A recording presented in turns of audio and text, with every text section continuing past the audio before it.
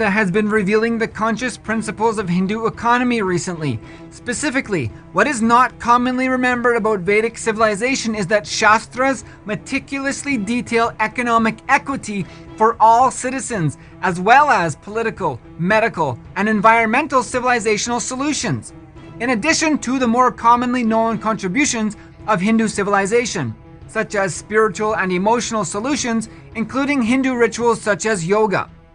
Bhagavan Nithyananda has already shocked the world in systematically elucidating the true strength of Hindu history and the conscious principles of Veda's agamas, which flies in the face of the modern abuses of Hindu life, made popular throughout British occupation and subsequent brutality of the media mafia cult and other anti-Hindu, anti-life demons and devils. To learn more, visit the HDH Nithyananda Paramashivam Facebook page and follow live satsangs daily at 8 p.m. India Standard Time at www.nithyananda.tv.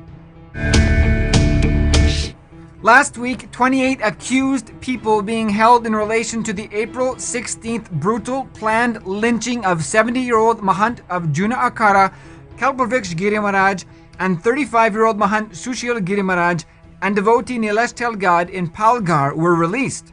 The 28 accused in the case were released on default bail after no charge sheet was filed for 90 days. The sham scandal was covered up by the mass media mafia cult as the lynching was barely reported on until 2 days after the murders, when videos of the murders made rounds on social media. Now, the arrest brigade has thus far resulted in setting all assailants free, in tune with the original intention of the lynching of Hindu leaders itself. On the 13th of May, Digvijay Trivedi, a lawyer representing the murdered Mahants, was killed in a car crash on his way to the courthouse. In the same month, another Hindu temple in Palghar was burglarized and ransacked, and the temple priests assaulted. Many other Hindu temple priests and attendants, young and old, were variously murdered and assaulted during the same time period this year. In the same month, on May 10th, the media cult also neglected to report on an 85-year-old Hindu saint, Sri Mahayogeshwar Mahatma, who was cut to pieces in his ashram while his head was cut off and his arms were both cut off. Media was silent about it. Anyone who reported minimized the report and did not tell of the disgraceful and brutal nature of the murder itself. Ganesha Chaturthi is August 22nd. Coming off Krishna Janmashtami and Indian Independence Day. Celebrations of Indian Independence Day were met by anti-Hindu, not-so-peacefuls who variously shouted racial slurs and stomped on the Indian flag in the City of London.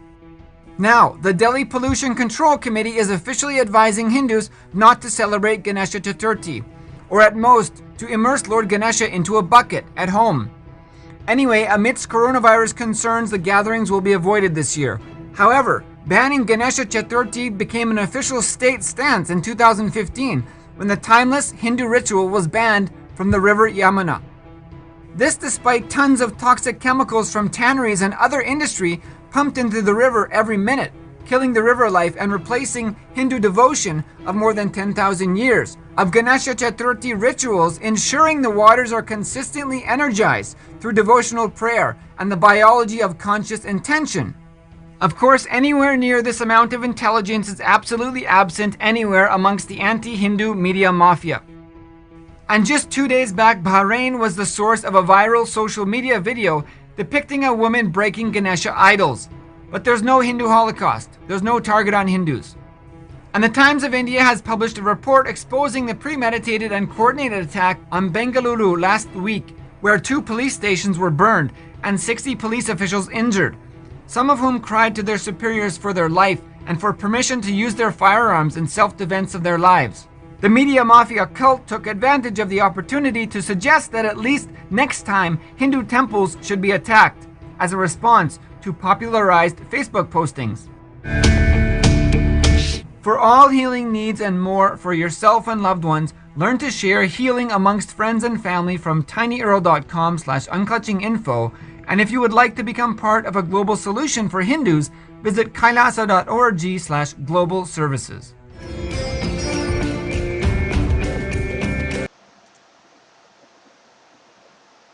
Nithyanandam Paramasukadam Kevalam Jnanamurtim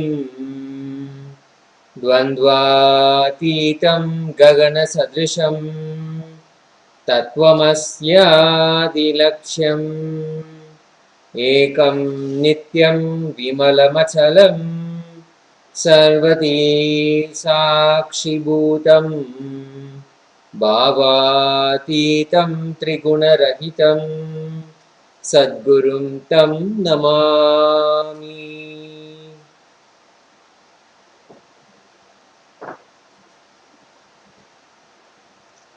With the grace and unending compassion of His Divine Holiness, Jagadguru Mahasannidhanam Bhagavan Nithyananda Paramashivam, we welcome you all with our love and respect. KAILASA's Nithyananda TV is the official TV programming of Sri KAILASA, the only Hindu nation revived by His Divine Holiness Bhagavan Nithyananda Paramashivam. Sri KAILASA is home to the largest online city in the world, providing authentic teachings, culture, and lifestyle of Hinduism and its abundant offerings in the digital platforms. We request all of you to enrich yourself with enlightenment and enrich the world with enlightenment. Share this live feed on the social media platforms you're watching us. Also, don't forget to subscribe to our YouTube channel Kailasa's Nithyananda to receive exciting updates about Sri Kailasa. To become a part of the grand happening in the world, to become part of this online revolution or evolution into the superconscious breakthrough, we invite all of you for an e-passport with Sri Kailasa, a global community powered by the e-nation of Kailasa. E-Kailasa is all about decoding and making available the enlightened civilization of Sanatana Hindu Dharma and its contributions to everybody in a user-friendly way. The Kailasa e-passport gives you access to benefits of all the knowledge and services Sanatana Hindu Dharma has to offer via digital and online mediums. This knowledge and services encompass the fields of living enlightenment, health, medicine, art, science, technology, and social, judicial, political, and legal systems. The Kailasa e-passport empowers you to access the vast knowledge base of Hinduism in an online environment. You can access all the resources, teachings, the lifestyle that Sanatana Hindu Dharma has to offer. You can gain immediate and exclusive access to a network of online Nithyananda Hindu University courses and programs, Nithyanandeswara Hindu temple rituals, Nithyananda Hindu library scriptures and books, Hindu lifestyle products. All of this when you log into kailasa.org/e-passport. That's kailasa.org/e-passport. Yesterday, 3 beautiful gifts were passed on by Jagadguru Mahasannidhanam, His Divine Holiness, Bhagavan Nithyananda Paramashivam, from Sri Kailasa. 3 amazing, extraordinary ways that we can experience the ultimate with incarnations. The Nirahara Samyama has been helping people with so many of their physical, physiological, and psychological completions. The Nirahara Samyama goes for 21 days, where only solid food is not taken, meaning only liquid food is taken, and through that nutrient liquid food, through having that, a lot of samskaras, a lot of incompletions are taken away or eliminated from our system. Of course, a lot of toxins leave the physical body. At the same time, all the incompletions that are stored along with the physical layer in our body they also get eliminated. And especially during this time when we pick up a process like unclutching or complete completion, then it's all the more efficient, more potent in giving us the ultimate experience. It awakens both the incompletions for our awareness and also the right ambience for the spiritual process to happen so that this can be eliminated.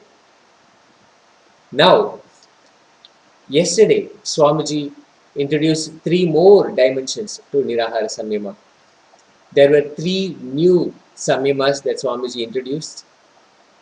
He offered to the whole world the Krishna Nirahara Samyama, the Rama Nirahara Samyama, and Vyasa Nirahara Samyama. If you ever wanted to experience the same space as Lord Krishna, what was it to be like Krishna? How was it to live like Krishna? How was it to experience every moment, every day like Bhagavan Sri Krishna? If you ever wanted that, then this is for you. The Krishna Nirahara Samyama with the Supreme Pontiff of Hinduism, Jagadguru Mahasannidhanam, His Divine Holiness, Bhagavan Nithyananda Paramashivam. The Shastra Pramana says, cow's butter is beneficial to health, increases luster, increases bodily agni, reduces vata, pitta and blood, removes piles problems, paralysis of the muscles on one side of the face and neck. It is very much beneficial in young children and in the aged ones. It is a nectar for infants.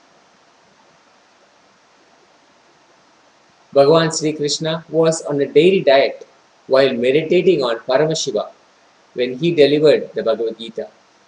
Having only organic dairy products like milk, curd, butter and cheese, doing sincere Shiva Puja and reading Bhagavad Gita for 21 days is Krishna Nirahara Samyama. Going through this, you develop subtle brain grooves to grasp the Bhagavad Gita, mirroring the neurons of Bhagavan Sri Krishna. If you ever wanted to experience the space of Bhagavan Sri Krishna, the height of devotion, offering Bhagavan Sri Krishna in a puja or a song or in some way connecting with him is very joyful. But to go much deeper than that with your devotion, to experience the exact space, the exact inner space of Bhagavan Sri Krishna, to become him will be the ultimate expression of devotion, of bhakti. To experience that, you can sign on to KAILASA's Krishna Nirahara Samyama.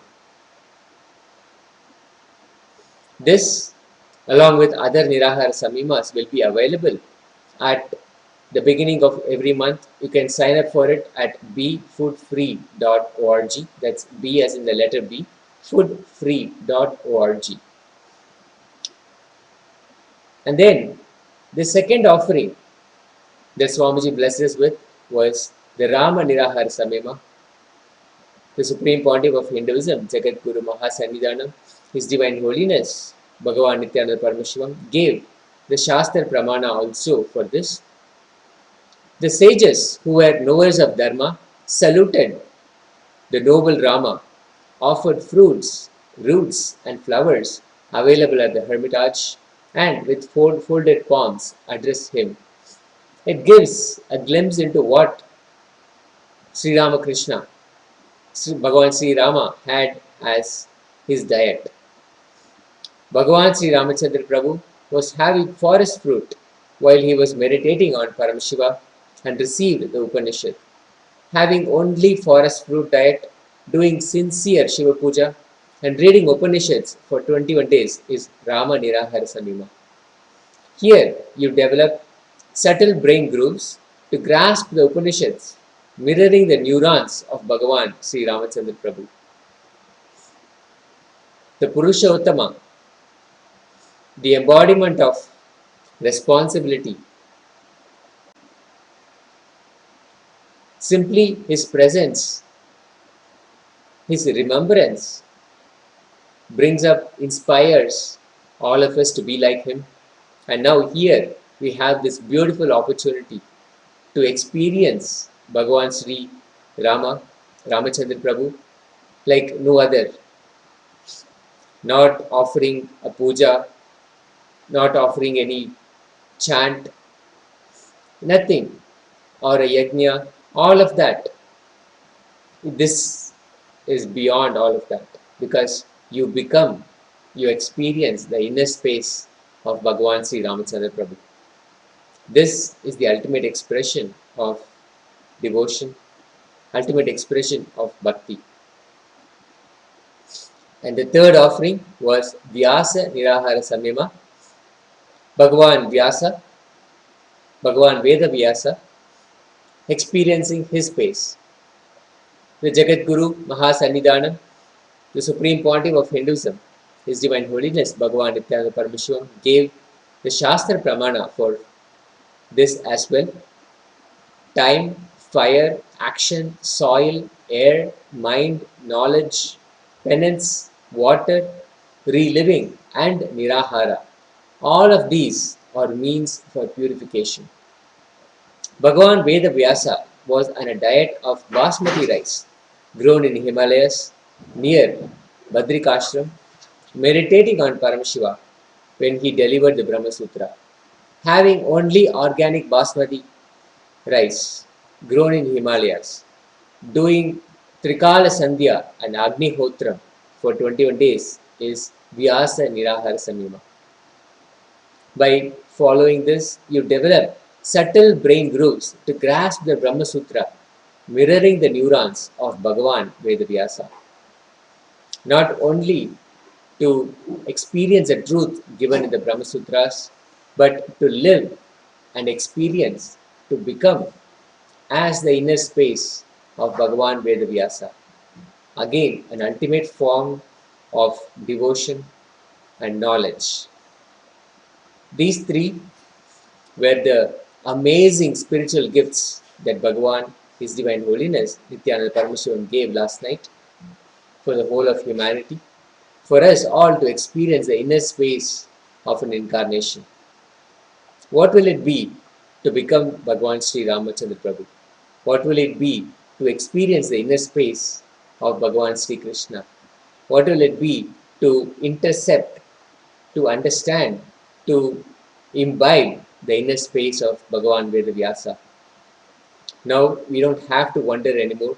21 days by following these samyamas, one pointed focus with complete devotion and putting all our energies aligned into this process makes it happen for all of us. This during the Pralaya is probably the greatest gift, one of the greatest gifts that Swamiji has given us. To learn more and to join, you can log on to befoodfree.org. That's B as in the letter B and foodfree.org.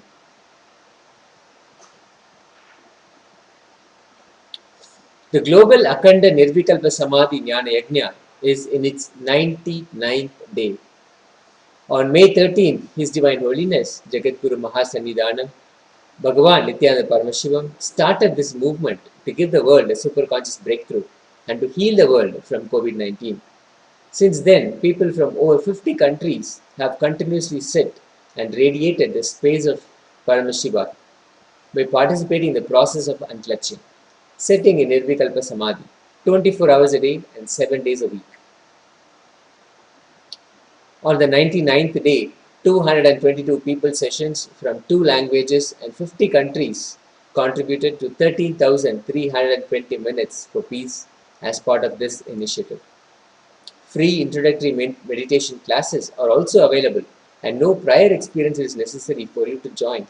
So log on to kailasa.tv/minutes for peace and join the Minutes for Peace movement.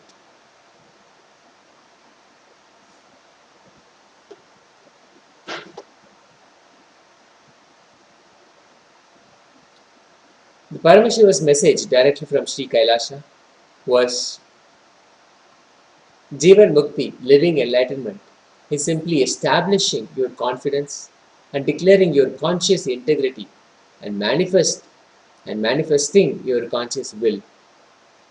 Conscious intention, Satya Sankalpa on cosmic principles. Always in Hindu tradition, knowledge is sacred. Knowledge is sacred. We never try to suppress, oppress, dampen the authority of knowledge using the concept of sacred. The sacred, in the name of sacred, knowledge cannot be relegated to a second priority. The concept of sacred is used only to strengthen your intensity of seeking, your intention to gain more and more knowledge. Atato Brahma Jignasa. Let us now inquire into the ultimate reality, ultimate existence. That is how the Upanishadic Rishis begin the whole concept of learning, knowledge. Knowledge is sacred. Vidya is Divya.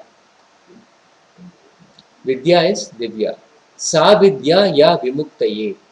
That is why Vidya is given the form of a woman. In Hindu tradition, the woman of the house.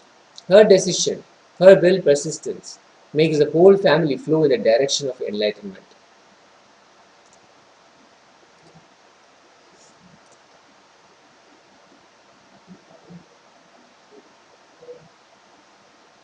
The ecosystem will inspire you till you are 25. After you cross 25, you should become the strength for the ecosystem. That is life. You can't go on expecting that the ecosystem should treat you cutely and that it should be strength and support for you. First 25 years, yes, that will happen. But after that, we are far more mentally, psychologically, informatively more mature than the average person. So for even 25 years is not needed. By the time we are maybe 18 or even 16, we can claim so much freedom, power and authority due to the society structure. But at the same time, we don't take the responsibility. So Bhagavan, His Divine Holiness, Nithyananda Paramashivam, made a claim, made a request. All Hindu kids claiming so much of freedom and throwing tantrum without taking responsibility. You're destroying Hinduism and the living enlightenment tradition. By 16 or 18, all Hindu kids should start supporting the ecosystem of enlightenment. You can't be anymore just taking away from the ecosystem. Be a load on it, throwing all your tantrums and expecting you to be treated cutely. The moment you turn 18, you should become ferocious with yourself and learn to be support for the ecosystem. Dharmo rakshati rakshitaha. When you support and protect Dharma, Dharma protects and supports you. This is a call for all the youngsters, all the youth, all the Hindu youth who are aged 16 to 18 to take up responsibility for this enlightenment ecosystem. Because if not then, who will? If not now, when? At age 18, Swamiji took the responsibility. He took the responsibility for the whole of humanity and he traveled back and forth the whole entire breadth and length of Bharat.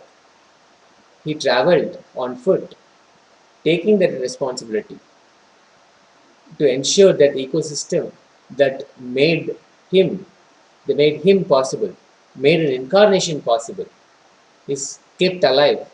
And now, even now, tirelessly working and making it happen. The ecosystem of Tiruvannamalai, done right, is KAILASA.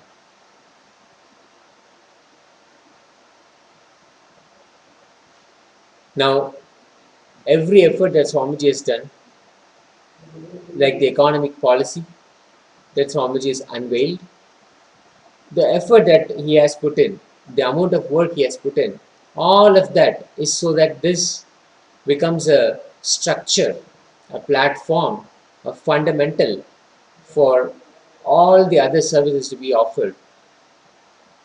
Basically, the entire ecosystem needs a support structure, and he is building that through KAILASA, through the KAILASA, the greatest and only Hindu nation in the world. How the whole backbone was Gurukul system of the entire Hinduism, and how it was completely systematically destroyed.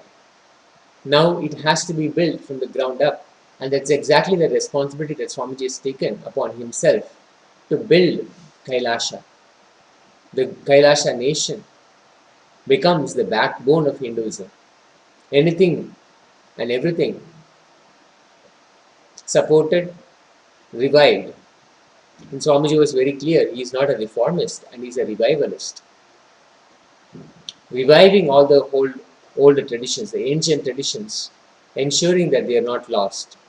Not even one tradition that was followed in all the Divya Deshams. There were so many of them, there were close to 59 of them that were practicing, living enlightenment.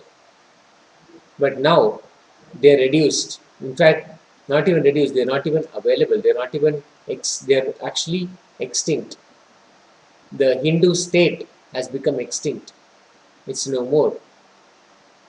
So Swamiji was very clear, at a remote place, wherever Swamiji will sit, and he will revive the same ecosystem, the KAILASA nation, just so that it is not lost. The backbone of Hinduism is retained and nurtured and cared for.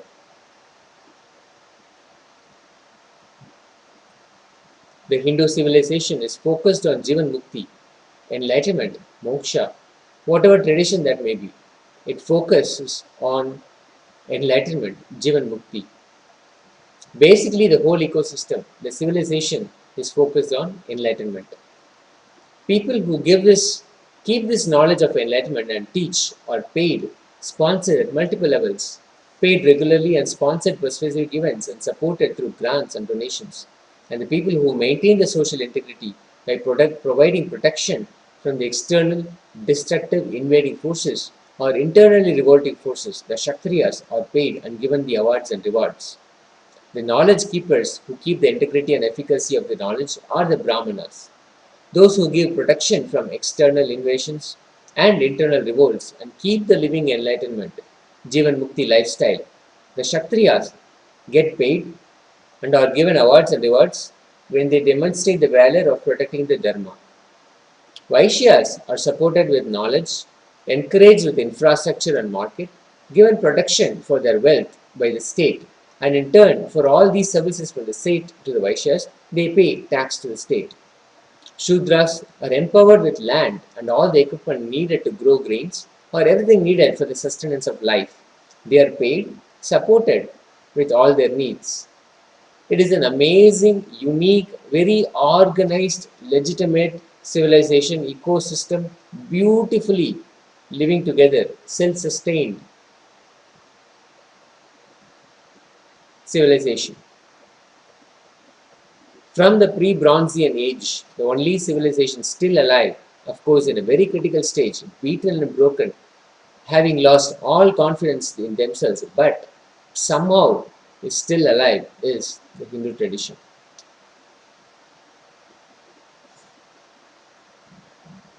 So Swamiji says very clearly, the only civilization that is alive, even though it is broken and beaten, is the Hindu tradition. And all his efforts with KAILASA are just to revive, to ensure that this is not lost for the generations to come. This will be sustained and made sure that this will be available for all of us.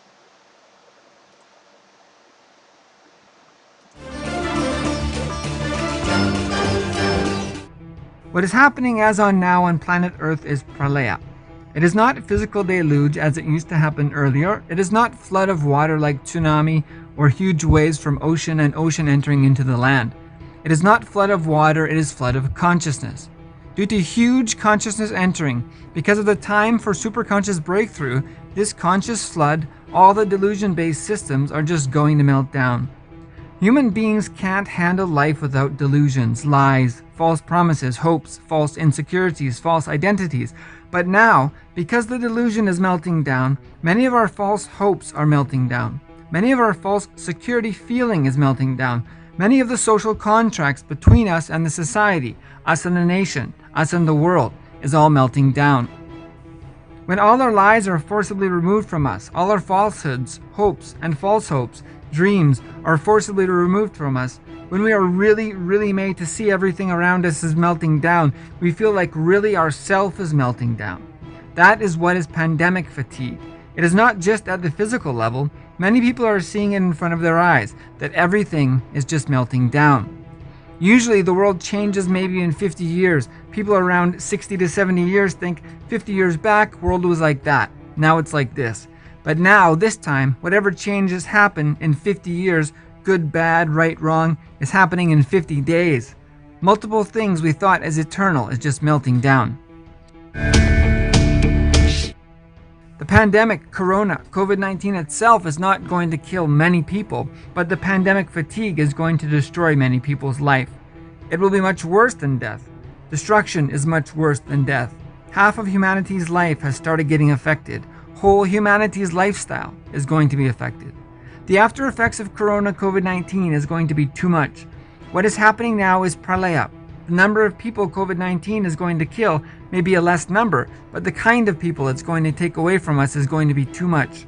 And the kind of impact it's going to leave on humanity is going to be too much. Every individual who practices this unclutching will be saved from mental breakdown. Enrich yourself from morning to night with Nirvikalpa Samadhi. You will understand how to joyfully, willfully think. You will learn how you will be unclutched, and thinking will happen as per your will and order. Add more unclutching inside your life and reach as many people as possible and teach them this unclutching. Every individual you teach unclutching now, you're going to save him from the pandemic fatigue, epidemic fatigue, the mental breakdown, which will be inevitable otherwise. There are only spiritual solutions which are going to save people from this pandemic fatigue.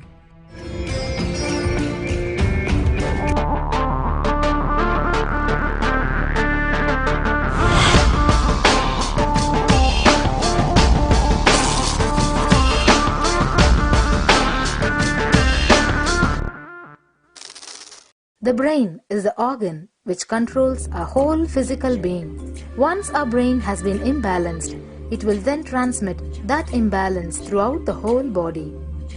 Thought forms are pure energy that have the ability to influence people and everyday events in life. According to science, our brains generate an electromagnetic field which may be measured by such instruments as an encephalograph. This electromagnetic field is generated by the brain every time we think, and as our mind is never still, we may be compared to perpetual power generators. Fear produces nervous disorders. Anger produces headaches and violence. Confused thoughts produce congestion and ill health. Depression causes cancer, tumors, mental diseases, and lowering of the immune system, causing death through own willpower. Our thoughts generate intricate energy patterns which can be detected by sensitive equipment and seen by clairvoyant individuals. These energy patterns are known as thought forms. Surprisingly, thought forms are shaped by the thoughts themselves. Each of us creates hundreds of thought forms every hour and release them into the environment. Although we cannot see them, the thought forms have as real an existence as any other form of energy. Most people can sense others' thought forms, and a continuous energetic exchange happens between people, about which we are usually unaware. This also explains why we sometimes take a sudden liking or dislike to a certain person directly on meeting them. We just catch their vibes. Unclutching is a guide for equanimity and enlightenment. Thoughts are like bubbles in a fish tank. Just as bubbles in a fish tank rise from the bottom, our thoughts also rise in the same manner. When one bubble comes and reaches the surface of the water, the next bubble starts and the third bubble starts. Because the bubbles are rising at high speed, they look like a continuous stream. But our mind is not a continuous stream. There is always a gap between two thoughts. Like the bubbles, we also experience a neutral space between two thoughts. This neutral space between two thoughts is our original state, the pure silence. It is a state of pure consciousness, the state of God. Since the gap or the neutral space between two thoughts is too small, we think all thoughts are connected and form a shaft. But there is always a gap between two thoughts. In the forest of northern India, the hunters trap the birds using a trap. They tie a rope between two trees. The rope is the shaft that we create by connecting two thoughts. In the middle of the rope, they secure a wooden stick. The stick is our mind. The rope is tied at the midpoint of the stick. When a bird comes and sits on the stick, the bird's own weight turns the whole stick upside down. It turns topsy-turvy. The moment it turns upside down and loses its sense of balance, it feels totally shaken and tightens its grip on the stick. It simply holds on to the stick as if its life depends on it. Similarly, we connect thoughts and form a shaft out of it and live in the fear that if we drop our mind, we might be lost. We might lose our identity. Because it is hanging upside down, it thinks, if I unclutch from this stick, I will fall and die. It's similar to the fear that if we start trusting that we are unconnected, unclutched, independent and illogical thoughts, we might be lost. If the bird lets go and relaxes, it may flutter to balance for a moment or two. When it leaves the stick, maybe for a few seconds it will fall, but then it will adjust itself and start flying. In the same way, we hold on to whatever we think is our identity and security, our education, our mind, our life, our relationships, or our bank balance. Ultimately comes to remove the stick that is our identity. Just like the bird, we don't realize that if we drop our mind, at that moment we can become a Paramahamsa. That very moment we can be liberated.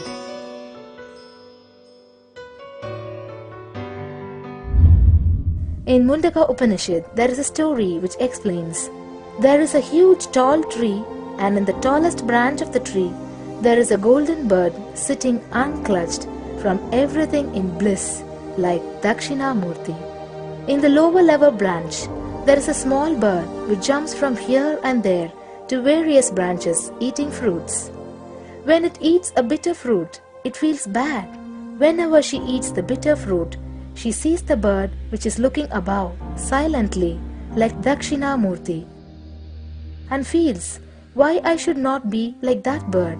But unfortunately, when the same bird, when it eats tasty fruit, it forgets the bird sitting above it. In the same way, she keeps battling between branches, eating bitter and tasty fruits again and again. One day, as a small bird flies up higher, and as it reaches near the golden bird, it realized that he and she are the same. There is no difference between them both and realizes her original state. The small bird realizes that she also can be in the same state of the golden bird and become a Paramahamsa. This moment, trust yourself. Don't bother about losing your identity. Just trust yourself and let go of your identity.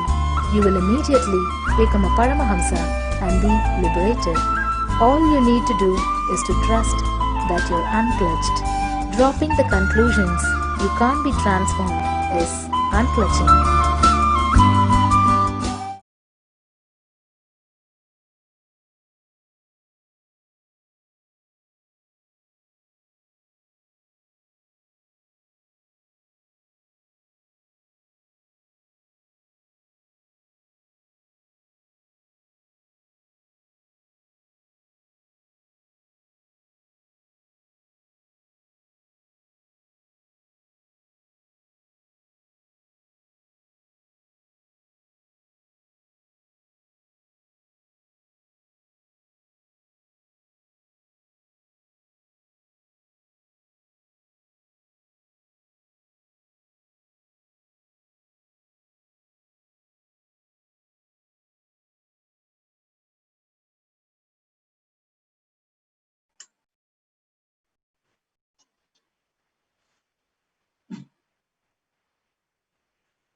Nithyanandam, with the grace of His Divine Holiness, Bhagavan Shri Nithyananda Paramashivam, we welcome you all with love and respect. Bhagavan Shri Nithyananda Paramashivam, every day he graces us and blessing each one of us every day during this satsang time. And one of the recent satsang, Bhagavan gave the very, very important message for the whole planet here, for the whole humanity. This is very, very important at this point of time. What he says in this message, Paramashiva's message directly from KAILASA is, he said, what is happening as on now is pralaya. It's not physical deluge like before. Physical deluge means there is a huge flood of water, cyclone, all those things only we used to think. Now, it's not a flood of water. It's a flood of consciousness. Because it's a time for superconscious breakthrough, huge flood of consciousness is coming. Due to this flood of consciousness, all the delusion-based systems are melting down. Many of your false identities, many of your false hopes, many of your false security feelings, and many of your social contracts between you and the society, between you and the world, are all melting down. When all your lies forcibly removed from you, when all your falsehood forcibly removed from you, when all your hopes forcibly removed from you, when all your dreams forcibly removed from you, you are really, really made to see everything around you is melting down. And literally, you see that you are melting down. This pandemic fatigue is not just physical level.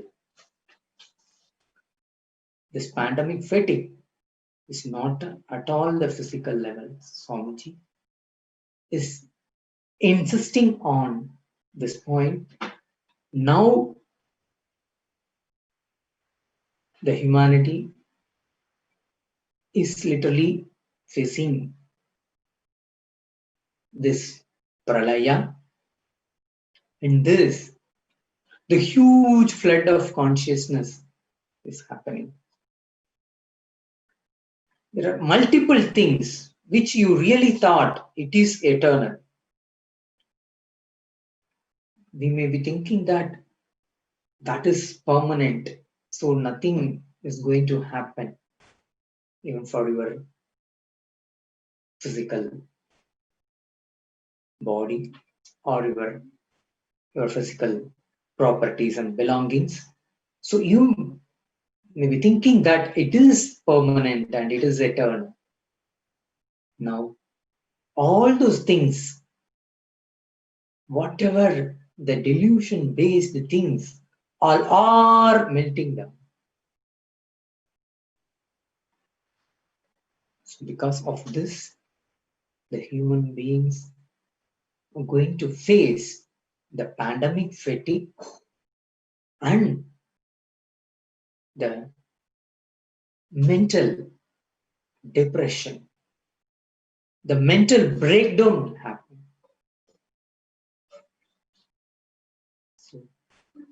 our Bhagavan Sri Nithyananda Paramashivam is the ultimate gift given directly by Paramashiva to protect the human beings, to save the human beings from this pralaya. Swamiji, from the year 2012, he started and he brought this awareness about in 2020 there will be a big breakthrough will happen. Swamiji mentioned that the superconscious breakthrough will happen. So now he prepared people to have this superconscious breakthrough from 2012. Unfortunately, humanity neither didn't allow him to live peacefully and nor live with humanity. Now he is having no other choice. He withdraw from the humanity,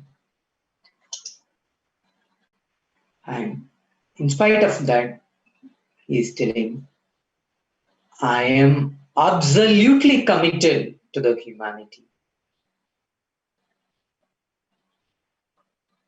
Even though they vomited poison and there are the negative elements, the anti-Hindu forces have been attacked His Divine Holiness continuously for the past 20 years.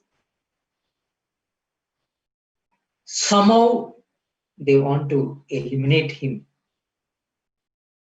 Why? Because they know he is the potential being who can revive the Sanatana Hindu Dharma, that is reviving the Hinduism and bring back the lifestyle for the whole humanity. So that's why all those anti-Hindu elements, they targeted him, they forced him.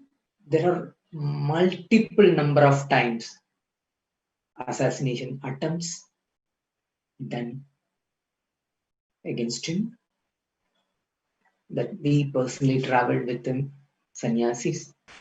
We witnessed with our own eyes and we gone through all those attacks.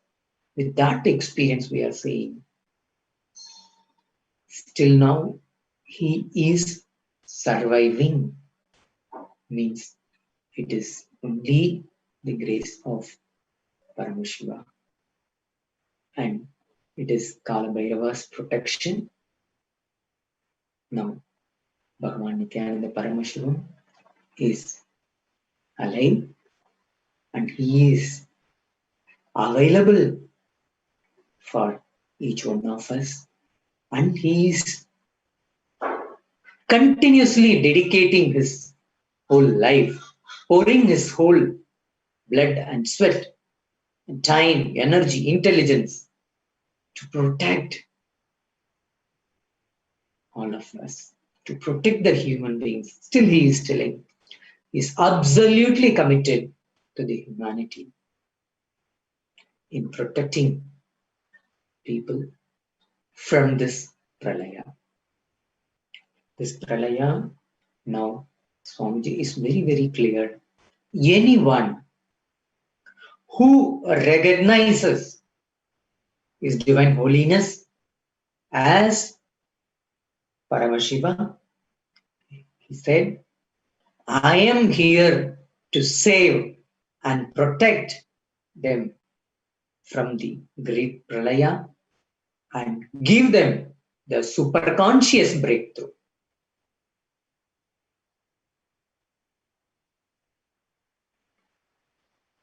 Actually, Swamiji himself is announced in the public satsang on December 2012. He said he will do the whole year 2020 the Pada Yatra from Kanyakumari to Kashmir, length and breadth of India. In 2012, Satsang publicly Swamiji announced this. See how he is continuously thinking for the whole humanity. The whole year he dedicated to walk Padayatra from Kanyakumari to Kashmir along with his disciples and devotees. He publicly announced that. We all there. He said he wants to revive India as its own nature, its origin, the Akhanda Bharata. We all know that Hinduism is the religion and it is having 56 nations. Now, not even a single nation there living Hinduism as their life.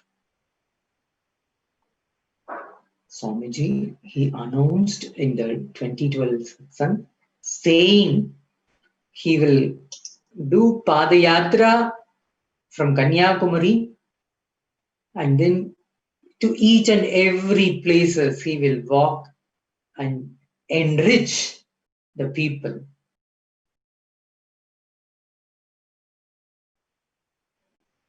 Through this, he thought about to save the human beings, to protect the human beings from this pralaya.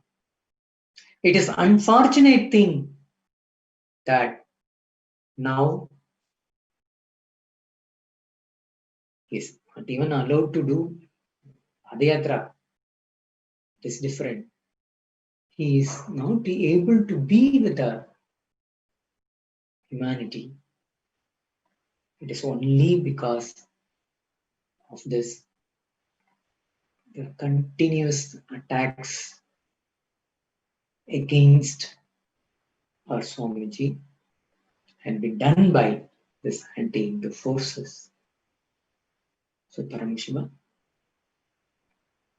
with his grace, Swamiji is alive now and he is available every day and now to protect humanity from this great pralaya. Swamiji further, he said to all his disciples, have more and more nirvikalpa samadhi and more unclutching.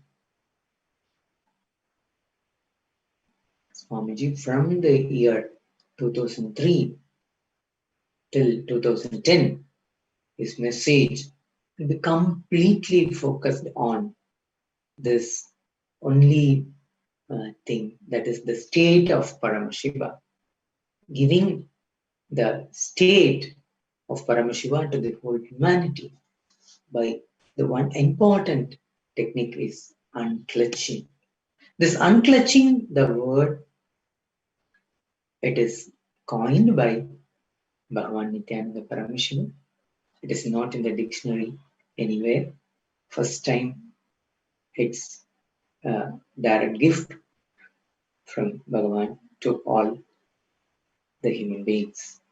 This unclutching will keep you in nirvikalpa samadhi. More and more unclutching and more nirvikalpa samadhi. So when you learn this technique unclutching, and this becomes your part of your lifestyle, then you will be protected from the pralaya, the delusion.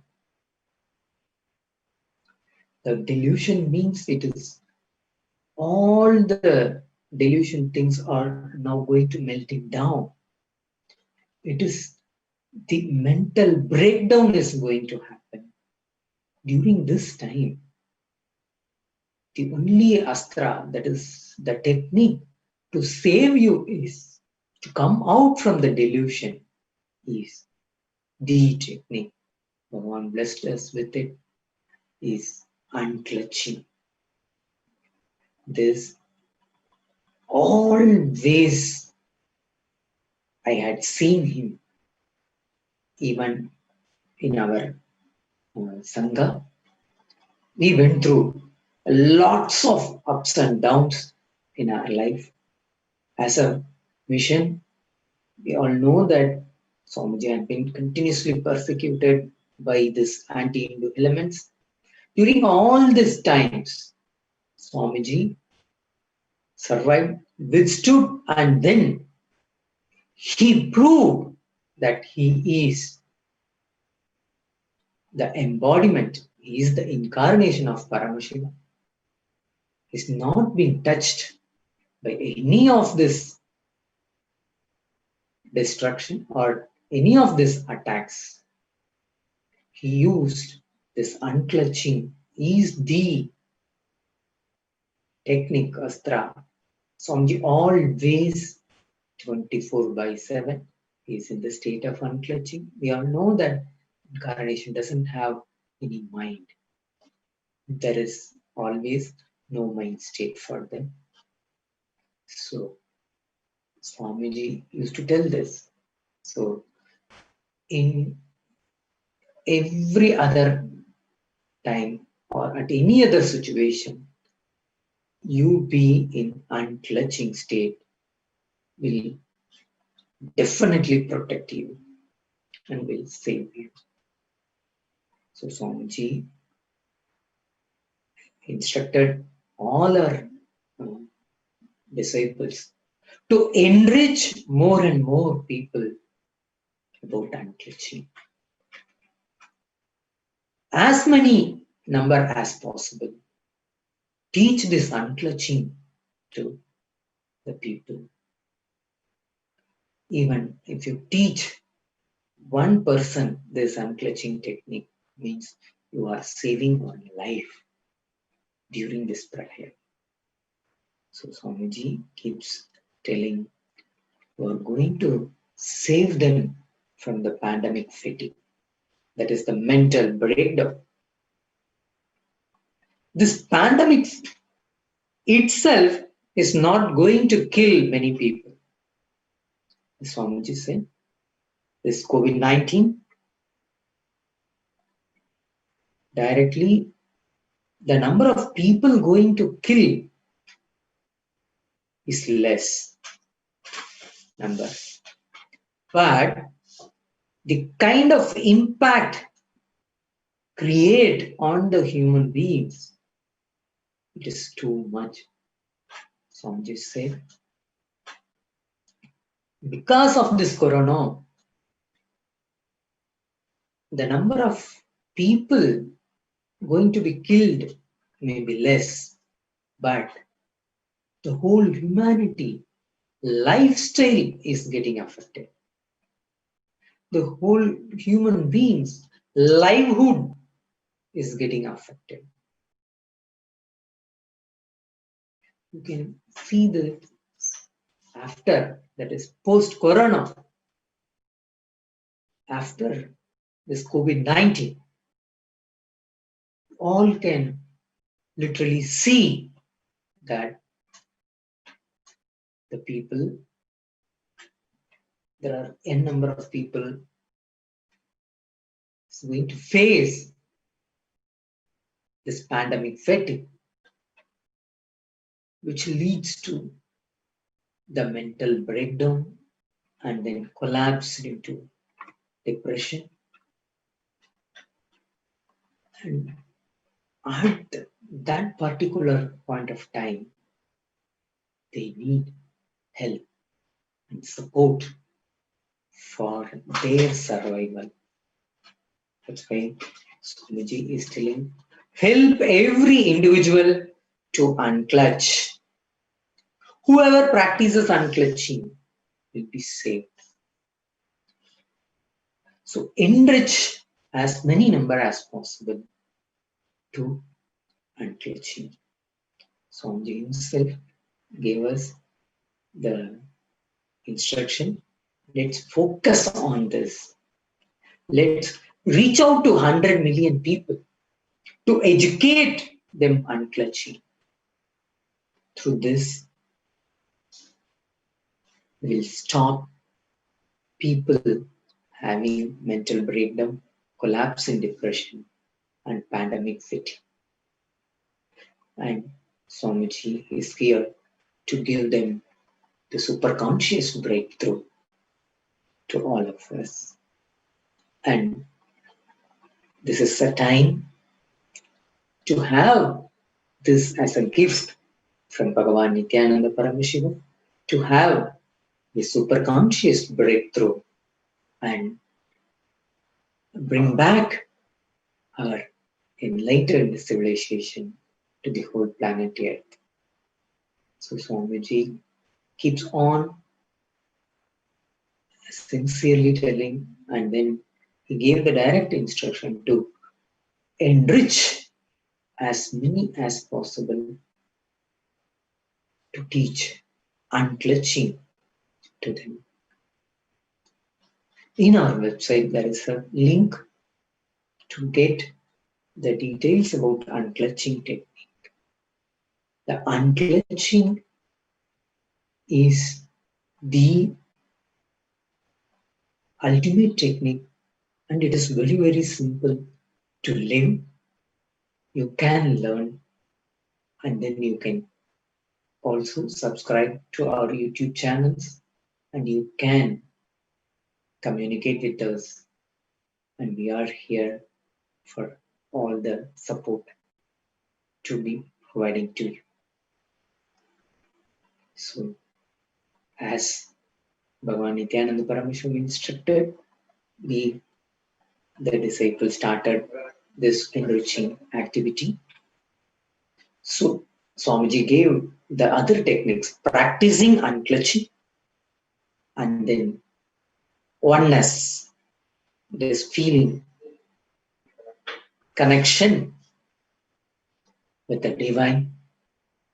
And then Swamiji added further ajapa, that is chanting the Mahavakya Om Nithyananda Paramashivoham. Then yoga, and then puja. So every day doing all these things, and then be in a vegetarian diet, and then having the Niragara Samyama as a practice in their life. All those things Swamiji is teaching each and every one of us, and offering that as a gift to the whole humanity for us to protect from this great pralaya. Again, I'll repeat. First one, the foremost thing is practicing unclutching. This practicing unclutching is the technique Swamiji given to us, and then be in oneness, and then now ajapa, chanting the Mahavakya Om Nithyananda Paramashivoham, and practicing yoga, and practicing puja, and feeling connection. Consciously decide to be in the feeling connection always. So every day you can make all these things as a part of your life and enrich yourself and enrich the whole world with this. With only by enriching we can save the humanity from this pralaya, from this pandemic fatigue. So, Swamiji said, it's time to protect people from pandemic fatigue and from the destruction. So let's save the people from pandemic fatigue, that is epidemic fatigue, destruction, and the delusion of the Maya matrix. Help people to have superconscious breakthrough and sail through this pralayam. So with this, we conclude what Bhagavan's message for this day. Swamiji continuously offering to each and every one of the human beings every day live message from Kailasa. So we request and invite you all to the Kailasa TV every day to have this Paramashiva's message directly from Kailasa. Thank you. Dhyan.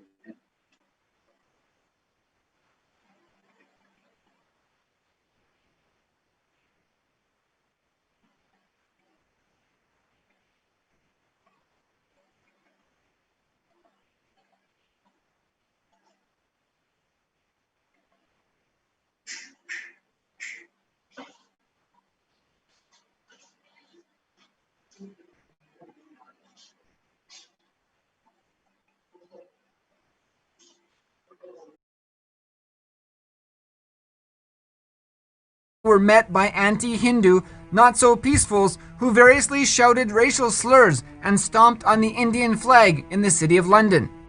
Now, the Delhi Pollution Control Committee is officially advising Hindus not to celebrate Ganesha Chaturthi, or at most, to immerse Lord Ganesha into a bucket at home. Anyway, amidst coronavirus concerns, the gatherings will be avoided this year. However, banning Ganesha Chaturthi became an official state stance in 2015, when the timeless Hindu ritual was banned from the river Yamuna. This despite tons of toxic chemicals from tanneries and other industry pumped into the river every minute, killing the river life and replacing Hindu devotion of more than 10,000 years of Ganesha Chaturthi rituals, ensuring the waters are consistently energized through devotional prayer and the biology of conscious intention. Of course, anywhere near this amount of intelligence is absolutely absent anywhere amongst the anti-Hindu media mafia. And just 2 days back, Bahrain was the source of a viral social media video depicting a woman breaking Ganesha idols. But there's no Hindu Holocaust. There's no target on Hindus. And the Times of India has published a report exposing the premeditated and coordinated attack on Bengaluru last week, where 2 police stations were burned and 60 police officials injured, some of whom cried to their superiors for their life and for permission to use their firearms in self-defense of their lives. The media mafia cult took advantage of the opportunity to suggest that at least next time Hindu temples should be attacked, as a response to popularized Facebook postings. For all healing needs and more for yourself and loved ones, learn to share healing amongst friends and family from tinyurl.com/unclutchinginfo. And if you would like to become part of a global solution for Hindus, visit kailasa.org/global services.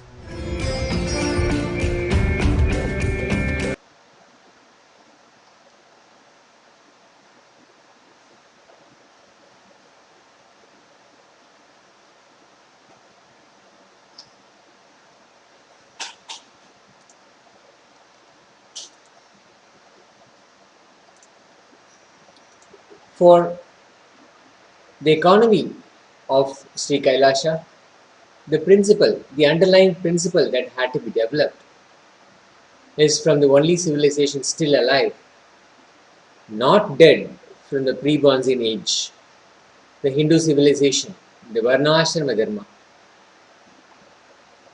Giving confidence to people on the system is Hindu economic principle.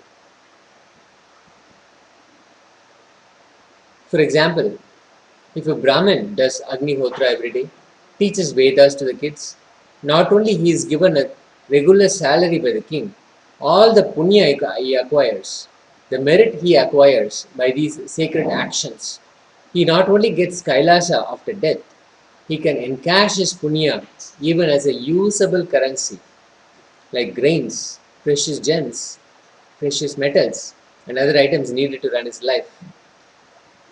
During the Ashwamedha Yajna, Putrakameshti Yajna, other major yajnas, yagas, rituals done by the great kings in their kingdoms, they disperse the punya currency in Bhuloka, this world's day-to-day usage currencies.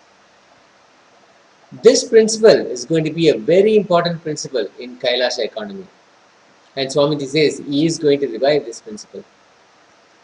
If you serve any temple run as per Vedagamas, you get punya, which not only you can use in Kailasha after you leave the body, you can actually encash them, withdraw as currency even for your day-to-day use, which can be in the form of grain, precious gems and precious metals.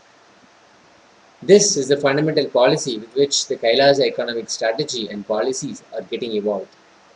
It is bringing economic legitimacy to all the religious activities you perform. If you go around Arunachala Purana describes that you get certain punya with which you can achieve and enjoy Kailasa. Not only you get that, you also get the country's currency to withdraw and receive in the form of grain, precious metal, precious gems. The ritual happening where all the disbursement happens is the yajna, conducted by the kings in those days.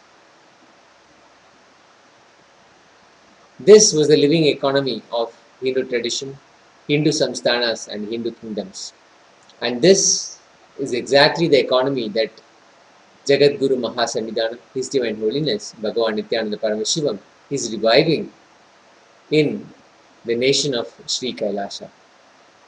These principles are elaborately described in the Vedas and Agamas, and this is going to form the basic structure of Kailasa economic policy and strategy. Everyone is supported, no one feels insecure to manipulate or exploit the economy. That is the most beautiful structure of Hindu economy. It is such a tremendous, deep confidence building system, and so much of security was given. So Swamiji made this proclamation, this declaration. My gurus performed the Yoga Pattabhishekam in 1994 and put me on the throne. All my 26 years of life, whatever I tried to do in Ramakrishna Mission as a volunteer, as a brahmachari, sannyasi, or after I started this Sangha, all my economy policies were trying to revive these principles of Hinduism. How we can give confidence to people on the living enlightenment system, and how that can become not only the cosmic currency but even the country currency. I was trying various trial and error methods, Swamiji says, but I tell you very confidently with the grace of Paramashiva, I am successful in coming to a very balanced and clear policy and principle which will intensely give confidence and secured feeling to the people so that they will be part of this whole Dharmo Rakshati Rakshitaha, protecting Dharma and letting Dharma protect us, empowering and protecting Dharma so that it becomes a living energy to protect us. This knowledge of Hindu economy policies and principles were imparted directly from the blessings of my Guru Arunagiri Yogeshwara. I then learnt the history how it should be used to be a living reality, the practical application from the 230th Guru Mahasannidhanam of Thonde Mandaladinam, Sri Jnana Prakasha Desika Paramacharya Swamigal, and Swamiji made sure that this is put on record. Forever, he should be remembered as reviver of Hindu economic policies and principles. Swamiji received direct guidance on how the samsthanas received tax and how they distributed salaries, gifts, awards and rewards. For example, when a Brahmana performs something great, when he is a high achiever, he is supported and gifted with some things which strengthen his lifetime. Same way, when a Kshatriya performs something great and becomes a high achiever, he is gifted some things which supports and strengthens his valor and lifestyle, what is expected from him for a successful society. He gets glory, name and fame, and women decide to marry him.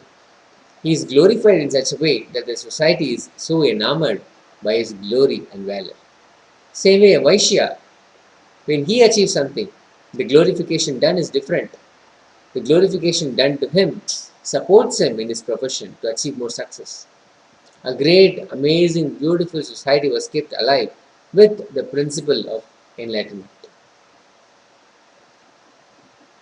It is with extreme integrity, Swamiji said, that a great possibility for human society is tested, tried, actually succeeded, and getting revived.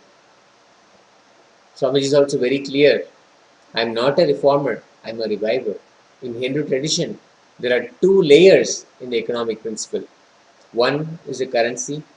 Technically, the currency concept, if I translate in Sanskrit, it means grain-based currency, which just by possessing or owning has its own utility value. There is no concept of currency as we know it now. Just owning that itself adds value. It is not the paper-based, promissory note-based economy that we follow right now. Whether it is grains or precious metals, gems, by its own existence, it has a value, and no other body, such as the, the governor's body, the Reserve Bank, is not needed to establish its value. By you owning and the way it is used and demanded by the healthy society, by the simple existence, it has value. Second, the regulatory body always ensured that the principle of enlightenment was kept alive in all the regulatory principles. How and why gold should be considered as a precious metal. How and why, what gems will be considered as precious. All of that is simply laid out. The whole regulating mechanism was enlightenment centric. The king, Rajaraja, built huge temples. It is not that he built only the Tanjore temple, he built a large number of temples. Krishnadevaraya, he built a large number of temples. All great known kings of Hinduism, whether Cambodia or Somnath, Chidambaram or Tanjore or Nepal or Jagannath or Sri Lanka, anywhere where Hindu civilization was prevalent, it was all temple centric and temple based because that was the source of our knowledge, economic principles, systems, and strategies. Temple building and sustenance was the most beautiful method to keep the economy current. Currency has value as long as the current is kept alive. The current is kept alive to keep the value of the currency through this large sized temple building and running.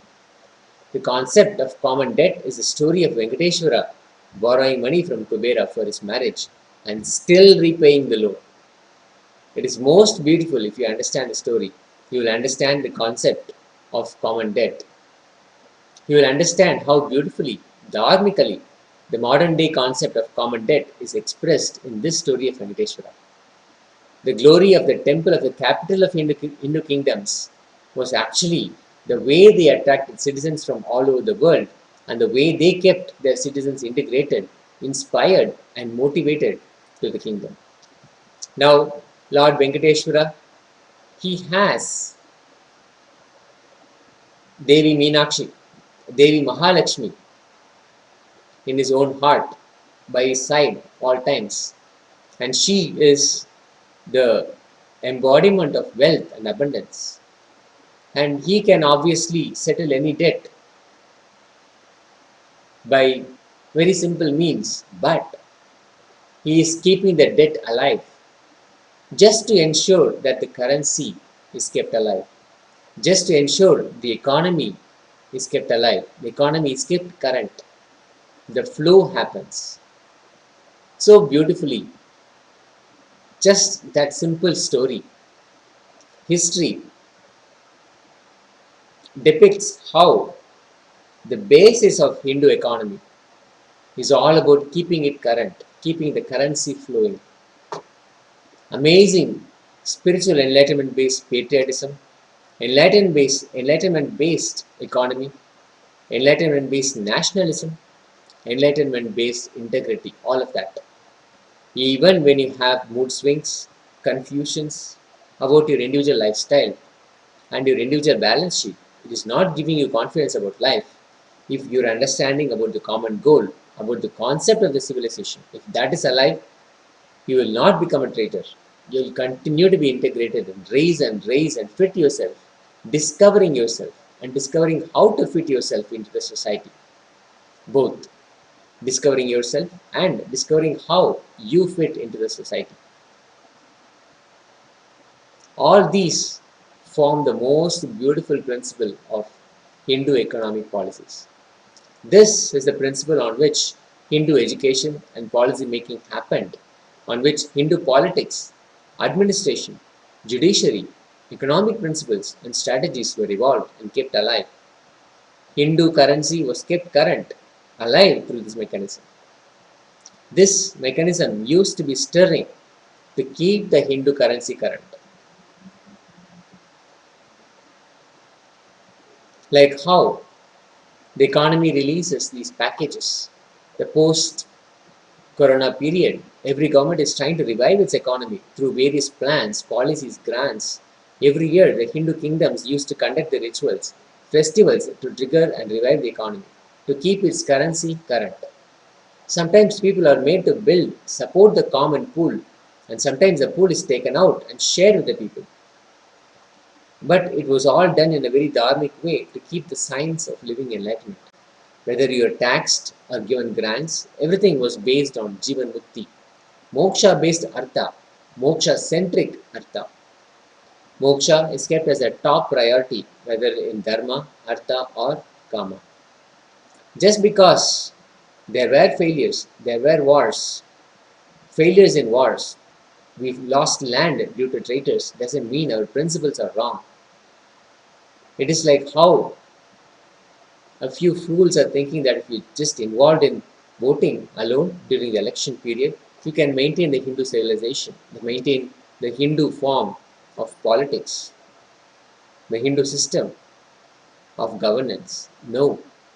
The constant involvement and activism is required to keep the Hindu civilization alive and revive the Hindu civilization. Everyday activism, involvement into the society is required to revive Hindu civilization and Hindu privileges, Hindu principles. Swamiji made this proclamation, declaration, I will keep this truth alive in one corner of the world in the form of KAILASA. KAILASA is the seed bank of Hinduism. It is just like how Manu built a ship and kept all the best seeds alive to revive the post-deluge, post-pralaya world. Same way, I am building KAILASA and keeping all the seeds to keep all the best things of Hinduism to revive the post-pralaya. All the sacred texts, the scriptures, they are all collected and kept alive so that the scriptures can be brought alive. Each tradition, their sacred scriptures are all kept alive so that the post-pralaya period, they can all be brought back, they can all be revived. Not reformed, but revived. Sambhavami yuge yuge, Swamiji said, I'll come again and again and do this work. I'll come for this work and I'll perform it and I will achieve it.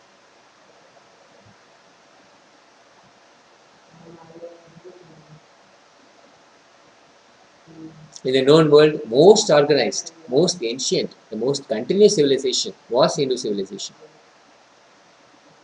Unfortunately, Hindus have started believing that Hinduism is functional only for religious and enlightenment purposes, and it is dysfunctional for politics or economic or social or judicial systems. Even Hindus are brainwashed. Now, you don't need reformers, you need revivers. Our ancestors were intelligent enough to evolve a system, so we don't need reformers, we need only revivers. All Kailasians, we don't need reformers, we need revivers.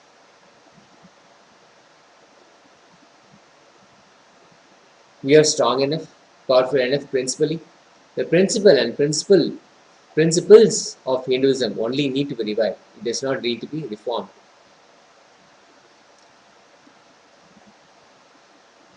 The concept of Dravya, Dana in Hinduism is clearly defined in the Amarakoshas. How the whole definition is the fundamental economic principle of Kailasa.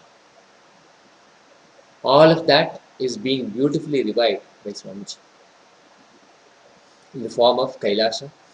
the economic policy of KAILASA.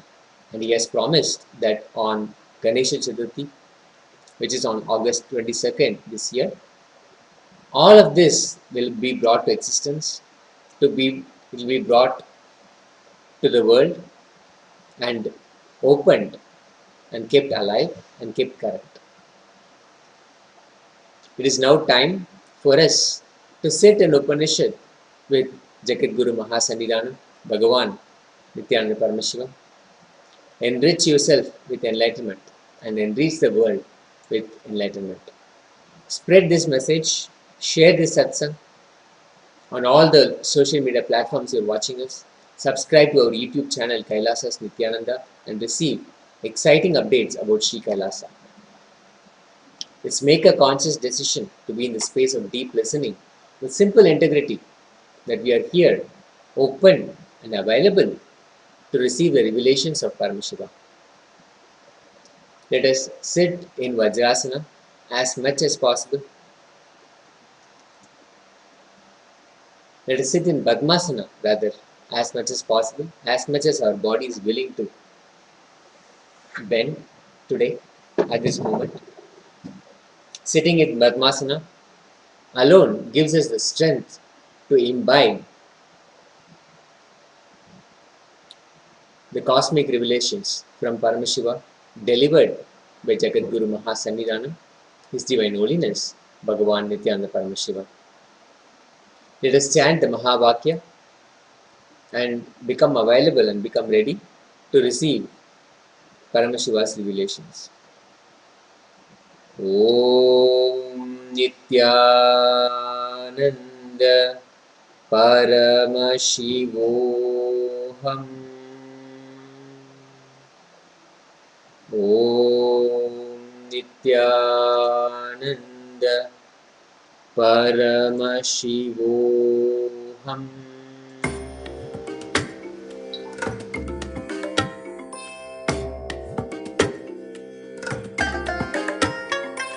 I bless you all. Let you all open all your three eyes and manifest the powers of Mahasadashiva. Om Nithyananda Paramashivoham. Om Nithyananda Paramashivoham. Om Nithyananda Paramashivoham. Om Nithyananda Paramashivoham. Om Nithyananda Paramashivoham. Om Nithyananda Paramashivoham. Om Nithyananda Paramashivoham. Om Nithyananda Paramashivoham.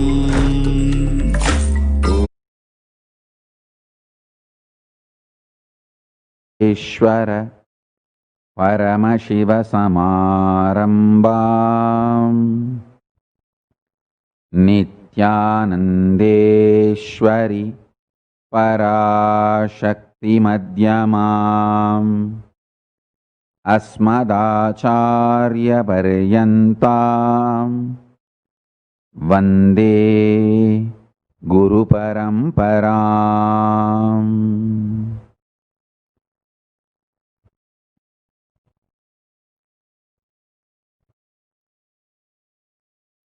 I welcome you all with my love and respects. I welcome all the living and practicing Hindus from all over the world.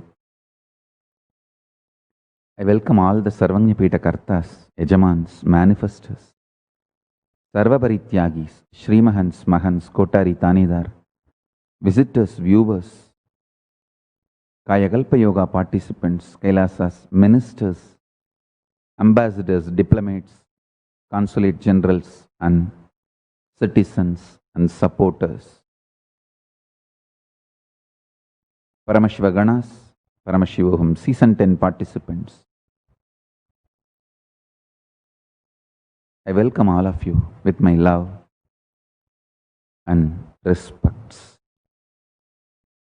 First, let's worship Ganapati on this Ganesha Chaturthi Brahmotsavam, then enter into the Satsang. Nithyanandam, on the auspicious 6th day of the Ganesha Chaturthi Brahmotsavam, today, Sri Mahaganapati Ananda Ganesha is gracing in Sarvalankara with 8 hands and 8 ayudhas, seated upon the Swarna Gajavahanam, having done the Gajamukha Vadha on this auspicious day of 6th day of Ganesha Chaturthi Brahmotsavam. We now offer our worship at the feet of Sri Mahaganapati Ananda Ganesha and Jagadguru Mahasanidhanam, His Divine Holiness Swamiji. Suvarna Danda Mandita Prachanda Charu Chamaram Griha Preeti Sundaram Yugakshanam Pramoditam Kavindra Chittaranjakam Mahavipatti Bhanjakam Shadaksharaswarupinam Bhujanga Deva Rupinam. Om Dhurati Dhurvadhurvantam Dhurvatanyo Osman Dhurvaditam Dhurvayam Vayam Dhurvamatvam Devanamatisastitamam Papritamam Jushtatamam Vanhitamam Devahutamam Ahritamasi Habirdhanandrigam Bhasvamahva Armitrasyatva Chakhusha Prekshema Bherma Samvikha Matva Hikumpisham. Om Gam Ganapataye Namaha. Om Shri Mahaganapate Namaha Ananda Ganeshaya Namaha Dhupamagrapayami. Om Uddipyasvajata Vedo Pagnan Nirritim Mama Pashukishchamahyamavah Jivanan Chadisho Disha Manohikumsi Jata Vedo Kamashvam Purushan Jagat Abhibhrajagna Agahi Shriyama Paripataya. Om Gam Ganapataye Namaha. Om Shri Mahaganapate Namaha Ananda Ganeshaya Namaha. Ekaharati Deepam Sandarshayami. Om Madhuvatartayate Madhuksharanti Sindhavaha Madhvirna Santoshadhihi Madhunaktamutoshasi Madhumatparthivagam Rajaha Madhudyaurastunah Pita Madhumanno Vanaspatir Madhumagam Astu Suryaha Madhvirgavo Bhavantunaha Madhu Madhu Madhu. Om Gam Ganapate Namaha. Om Shri Mahaganapate Namaha Ananda Ganeshaya Namaha. Nana Vidhani Naivedyani Nivedayami.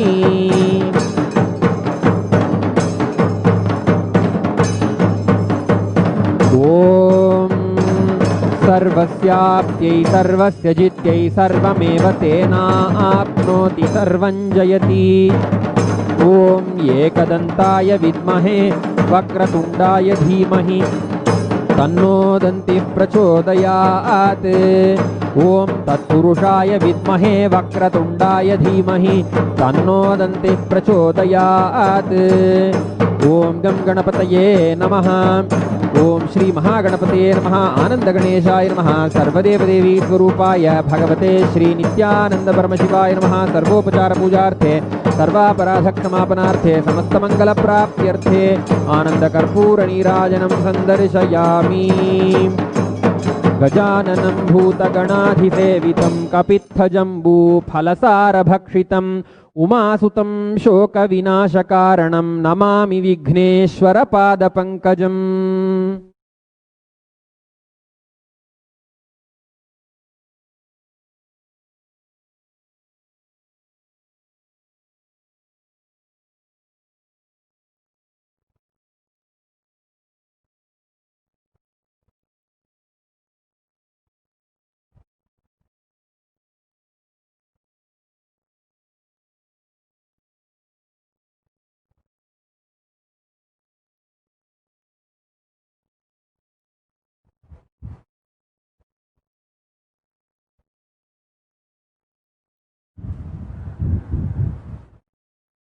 Paramashiva's message directly from Kailasa. Jivan Mukti. Living enlightenment is establishing your confidence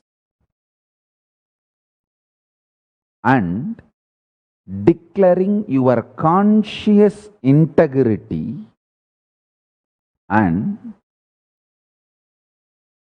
manifesting your conscious intention, Satya Sankalpa, on cosmic principles. I'll repeat. Living enlightenment, Jivan Mukti, is establishing your confidence, declaring your conscious integrity, manifesting your conscious will, Satya Sankalpa,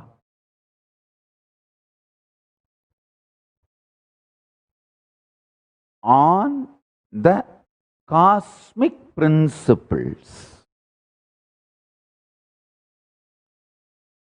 I wanted to bring this one truth to all your attention. In Hindu tradition, knowledge is sacred. We never try to suppress, oppress, dampen the authority of the knowledge using the concept of sacred. The concept of sacred is used only to strengthen your intensity of seeking, your intention to gain more and more knowledge. Atato Brahma Jignasat. Let us inquire into the ultimate reality existence. Knowledge is sacred. Vidya is divya. We never used the principle called sacred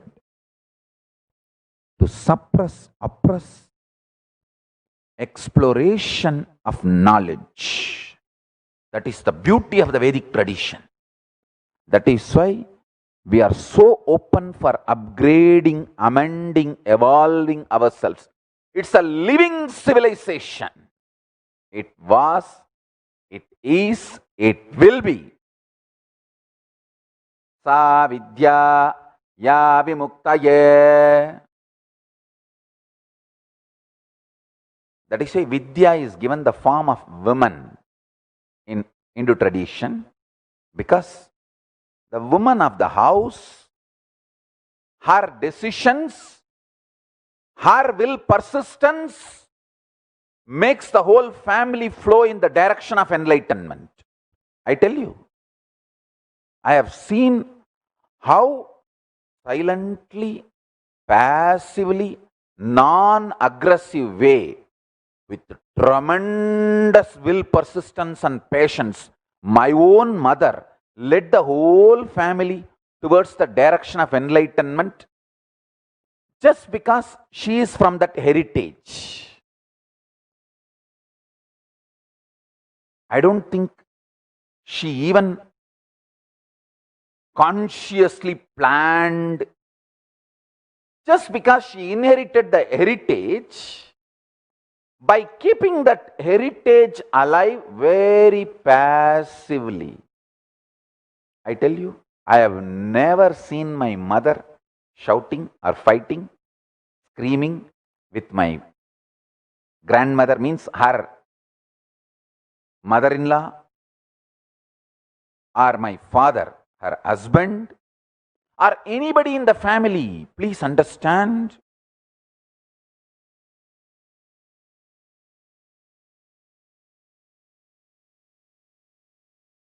I won't say she did not have difficulties of middle class or lower middle class Hindu family in Indian village. She had all the difficulty, but she always kept the whole thing together, drove the whole thing in the direction of Jivan Mukti, just because this is what she learnt from the elders, the ecosystems inspiration.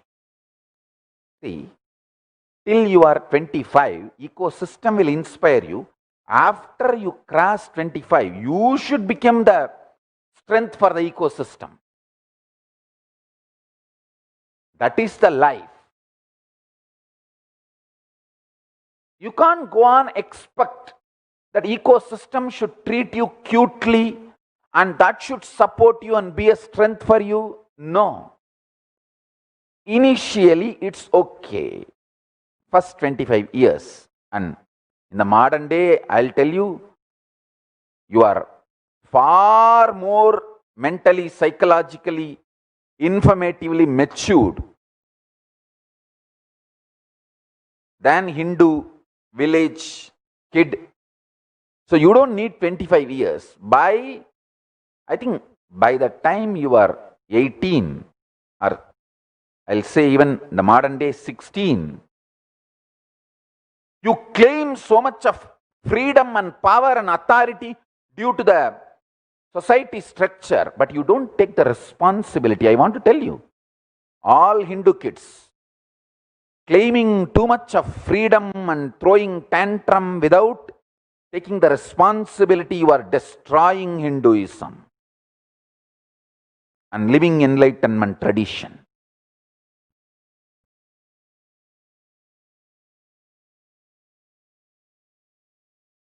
By 16 to 18, all Hindu kids should start supporting the ecosystem of enlightenment. You can't be anymore just sucking the ecosystem, be the load on the ecosystem through all your tantrums and expecting you to be treated very cute. No. The moment you cross 18, you should become ferocious with yourself and learn to be the support for the ecosystem.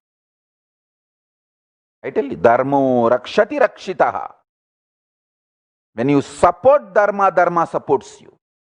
When you protect dharma, dharma protects you. I'll tell you this principle which I am talking now is the economic policy, strategy, principle of Hinduism. Listen.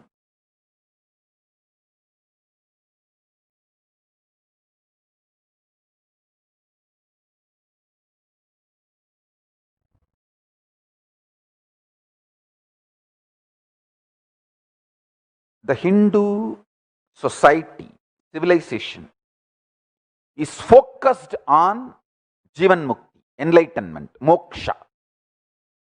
Whether it follows the Shaiva tradition, Ganapatya tradition, or Sakta tradition, or Saura tradition, or Gaumara tradition, or Guru worship, Sampradayas, or Vaishnava Sampradayas, any Sampradaya.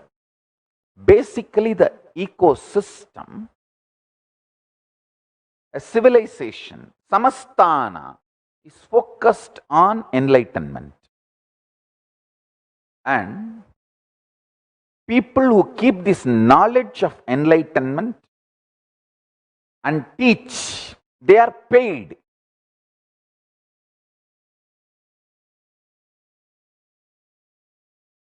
Sponsored, multi-level, paid regularly, and sponsored for specific events and supported through grants and donations.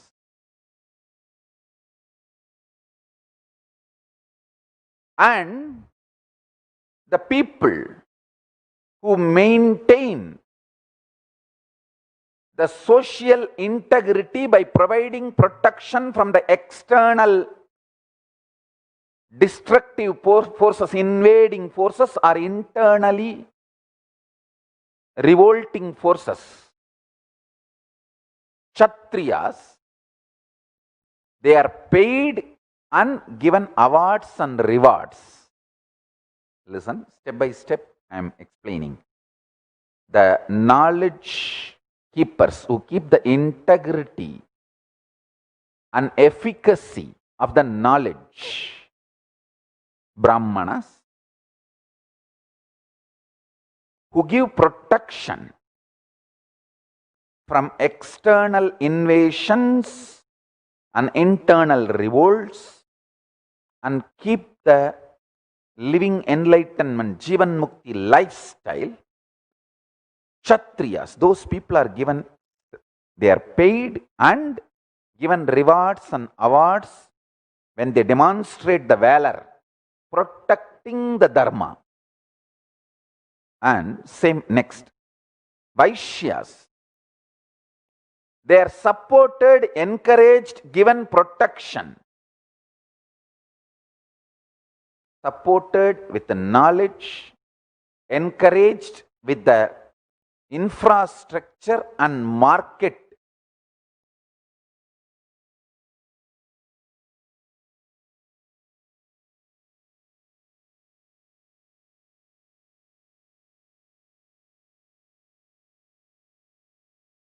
Protected, given protection for their wealth, for all these services provided by the state to the Vaishyas. In turn, Vaishyas pay the tax to the state. And Shudras are empowered with the land and all the equipments needed to grow grains or everything else needed for the sustenance of the life. In turn, paid, supported with all their needs. It's an amazing, unique, very organized, legitimate civilization. I tell you, the pre-Brancian age civilization, the only civilization still alive, of course, in a very critical stage, beaten, broken, lost even confidence on themselves and their principles, their ancestors, constantly being told that your ancestors are stupid and your ancestors are useless. See, once you take someone's confidence about their heritage and past, he does not have any more future, because he will not try to replicate his knowledge, heritage, past, the glory of the past in future. He will just surrender to you and listen to you and do what you say as the right future. To enslave a civilization and kill a civilization, remove their confidence about their glorious past. Successfully, this poisoning is done to Hindu civilization. It is almost in intensive care unit, emergency care unit. The only good news is it is not dead. I am back to revive. I will not let it die.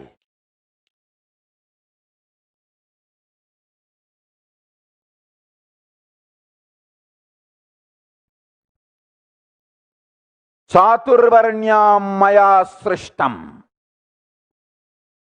gunakarma vibasaha tasya kartaram abhimam vidyakartaram avyayam. The four categories of varna were created by me according to the people's qualities and activities. Although I am creator of this system, know me to be eternal and will come back again and again to keep this system alive. The only civilization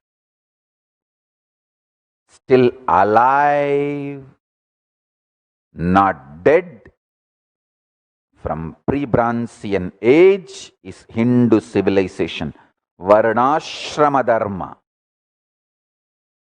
And I'll be back again and again and again to keep this alive, giving confidence to people on this system is Hindu economic principle. For example, if a Brahmin does Agnihotra every day, teaches Vedas to the kids, not only he is given a regular salary by the king, all the punya he acquires, the merit he acquires by the sacred actions, not only he gets the Kailasa after death, he can encash his punya even as a usable currency like grains, gems, other items needed to run his life during the Ashwamedha Yajna, Putrakameshti Yajna, other major yajnas, yahas, rituals done by the king. Please understand. All the major yajnas done by the great kings in their kingdoms are dispersing the punya currency in Buloka, this world day-to-day usage currencies. Please understand this principle. This principle is going to be very important principle in Kailasa economy. I am going to revive this. If you serve any temple run as per Vedagamas, you get punya which you can use not only in Kailasa after you leave the body, you can encash them, withdraw as currency even for your day-to-day use, which can be in the form of grains, precious gems, precious metals. I mean what I am saying. This is the fundamental policy with which the Kailasa economic strategy and economic policies are getting evolved. Listen. Bringing legitimacy, economic legitimacy to all the religious actions, activities you perform. If you go around Arunachala, the Arunachala Purana describes you will get certain punya with which you can achieve and enjoy Kailasa. Not only you get that, you get even the country currency. You withdraw, you receive currency in the form of grains, clothes, other utilities including precious metal, precious gems. The ritual happening where all this disbursement happens is yaga, yajnas conducted by the kings in those days. For example, when a Brahmin comes, the senior Vidvats, the senior Brahmins decide this person, this many years, is practicing all the Vedic rituals and teaching.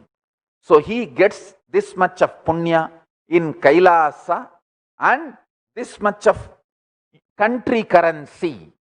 The Kailasa currency punya and country currency in the form of grains, precious metal, precious gems, clothes, whatever.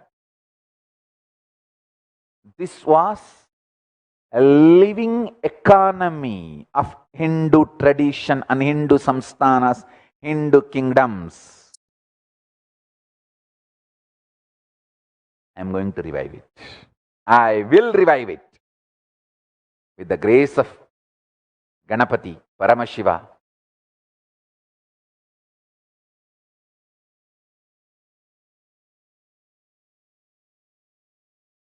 All the gods and goddesses of Kailasa with their blessings.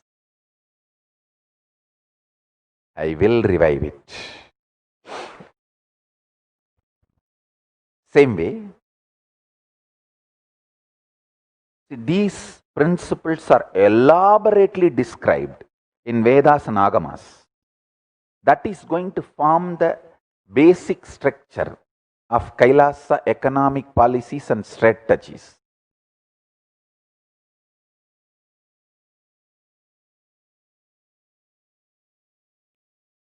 Everyone is supported so beautifully, nobody feels insecure to manipulate or exploit the economy.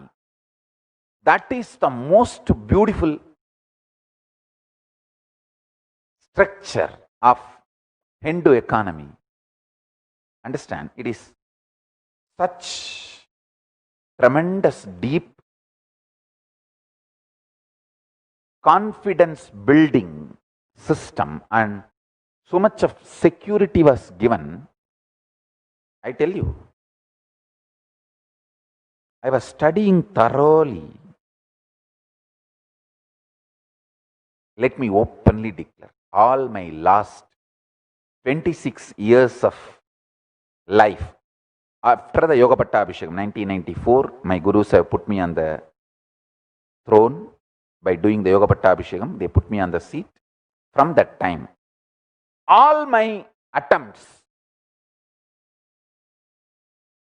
whatever I tried to do in Ramakrishna Mission as volunteer, brahmachari, sannyasi, I was volunteer brahmachari. Or after I started this Sangha, all my economic policies were trying to revive these principles of Hinduism.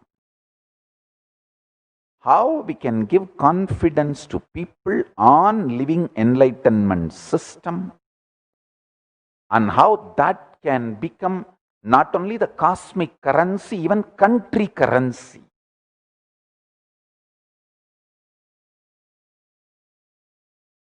I was trying various trial and error methods, but I tell you, very confidently, with the grace of Paramashiva, I am successful in coming to a very balanced, clear policies and principles which will intensely give confidence and secured feeling to people, so they will be part of this whole Dharmo Rakshati Rakshitaha, protecting Dharma and letting Dharma protect us, empowering, protecting Dharma so powerfully, so that becomes a living energy to protect us.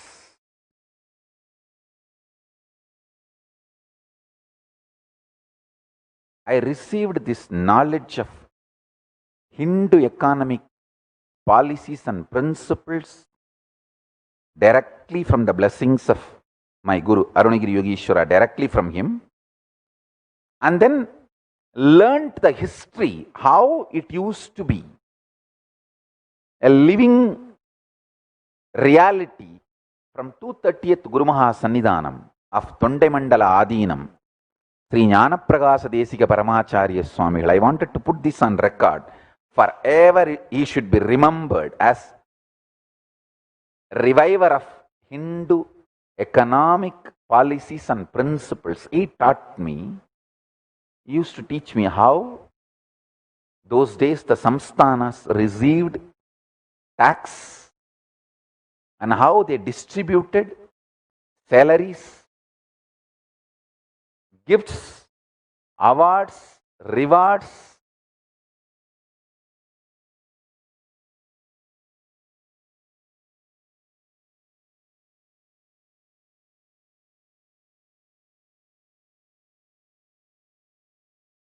For example, Brahmana, when he performs something great, when he is high achiever, he is supported, gifted with all the things which strengthens his lifestyle. Same way, for example, a Kshatriya, when he performs something great and when he becomes high achiever, he is gifted with some things which strengthens his valor and his lifestyle and what is expected from him. For a successful society,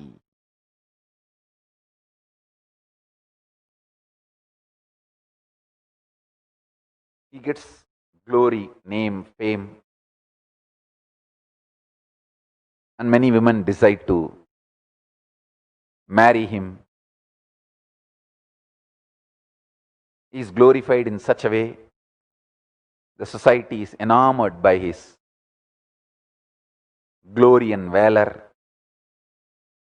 Same way, Vaishya, when he becomes a great, successful, high achiever, the kind of the glorification done to him is different. The glorification done to him supports him in his profession to achieve more success.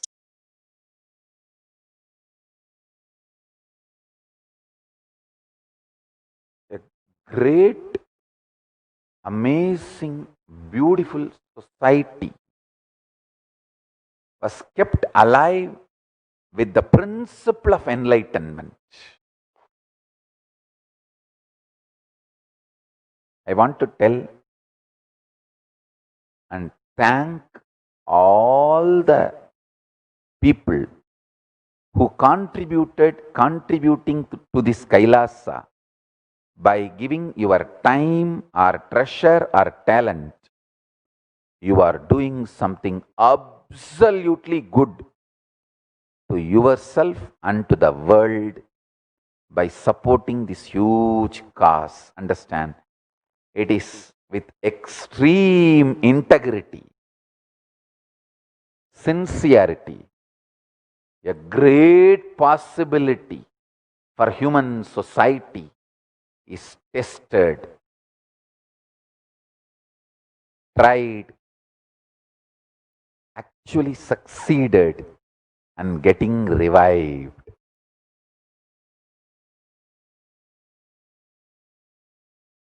Trial run is successful.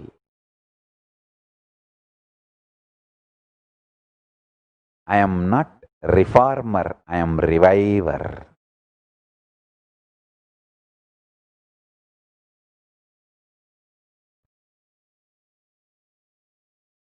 And in Hindu tradition, the two layer, the economic principle, one is the currency. Technically in Sanskrit, if I translate that concept, it's called grain-based currency, means just by possessing and owning, it has its own utility value, whether the grains or the precious metals, precious gems. By its own value, it has a value. There is no other regulatory body required to establish its value. By you owning and the way it is used, demanded in the society, healthy society, by this simple existence, it has value. Second, the regulatory body always made sure the principle of enlightenment was kept alive in all their regulatory principles. How and why gold should be precious metal? How and why? What gems will be considered as precious? Everything. The whole regulating mechanism was enlightenment centric. Understand?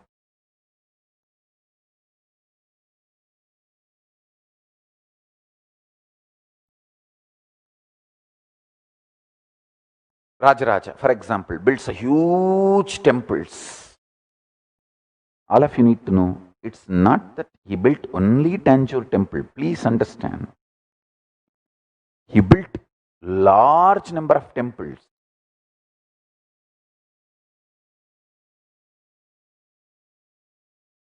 Krishnadevaraya built large number of temples. I should say that all great known kings of Hinduism, whether Cambodia or Somanath or Chidambaram or Tanjore or Jagannath or Nepal or Sri Lanka, anywhere the Hindu civilization was prevalent,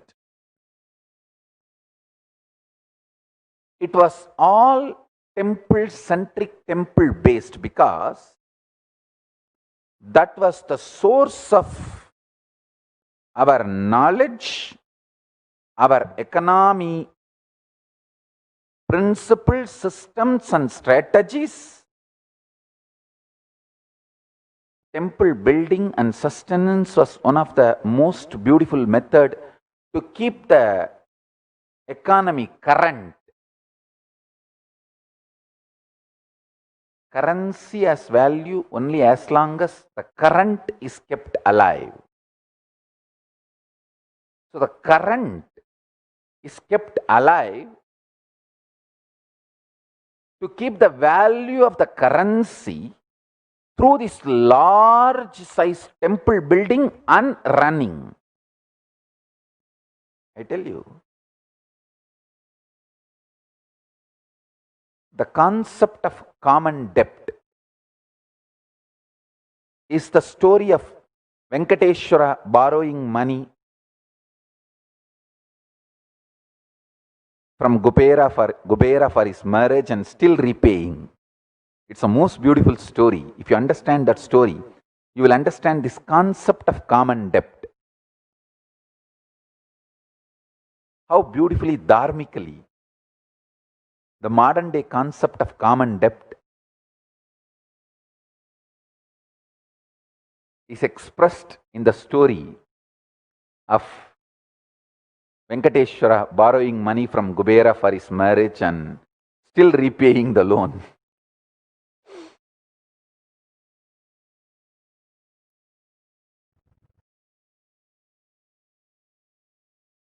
The glory of the temple, of the capital of Hindu kingdoms, was actually the way they attracted the citizens from all over the world and the way they kept their citizens motivated, inspired, integrated to the kingdom. Amazing spiritual enlightenment based nationalism, enlightenment based patriotism, enlightenment based economy. The enlightenment based nationalism and enlightenment based patriotism, enlightenment based economy, enlightenment based integrity, understand, even when you have a mood swings, confusions about your individual lifestyle and your individual balance sheet is not giving you confidence about life, but your understanding about the common goal, the concept of civilization, if that is alive, you will not become a traitor. You will continue to be integrated and raise, and you will realize and fit yourself, discovering yourself and how you fit yourself into the society, both. Understand? Every word I am uttering is the most beautiful principles of Hindu economic policies. See, these are the principles on which Hindu education happened and Hindu policy making happened. Hindu politics is run. Hindu administration is done. Hindu judiciary functioned. Hindu economic principles, strategies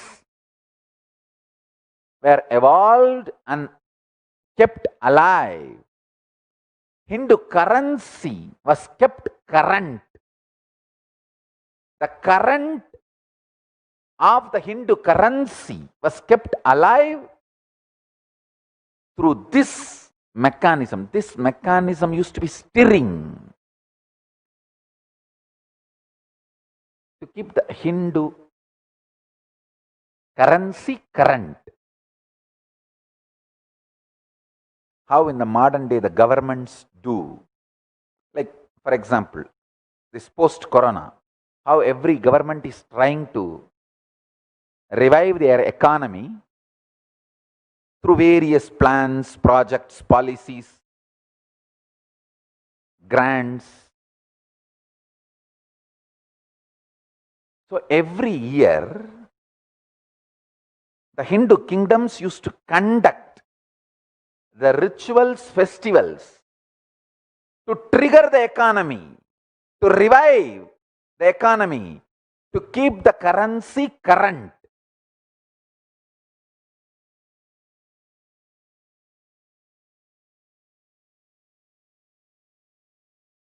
Sometimes people are made to support the common pool. Sometimes the pool is taken out and shared with people. But it was all done in a very dharmic way to keep the signs of living enlightenment. Whether you are taxed or given grants, everything was based on enlightenment, Jivan Mukti, moksha based artha, moksha centric artha.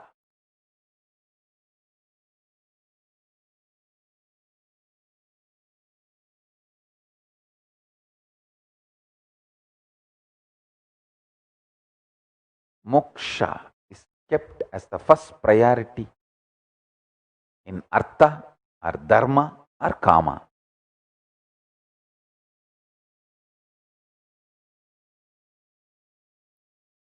Just because we had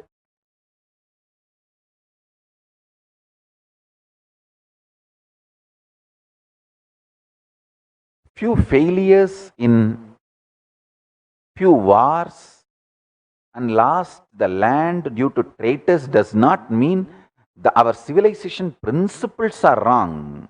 If you think just because we lost few wars and land due to traitors, the principles are wrong, you are a fool.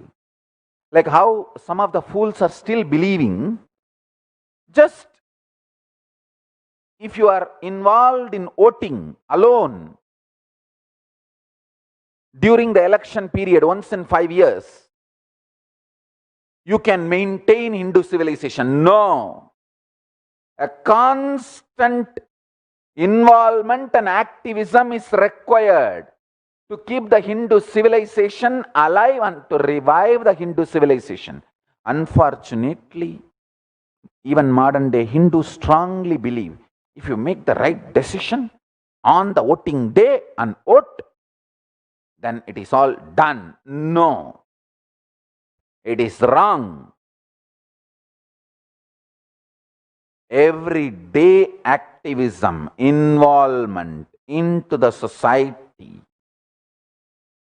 is required to revive Hindu civilization and Hindu principles. I don't know when Hindus are going to wake up to this truth, but I will keep these truths alive at least in one corner of the world in the form of KAILASA. KAILASA is seed bank of Hinduism. Just like how Manu built a ship and kept all the best seeds alive to revive post-deluge, post-pralaya. Same way, I am building KAILASA and keeping all the seeds, the best things of Hinduism alive to revive the post-pralaya. Sambhavami yuke yuke. I will come again and do this work. I have come for this work and I will perform it. I will achieve it. To tell you honestly, I have done it.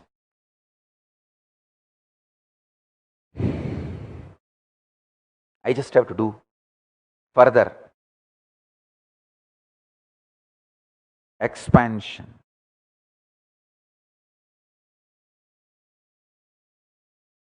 From year 1 AD to year 1700, Bharat contributed to about 30% of the known world's GDP.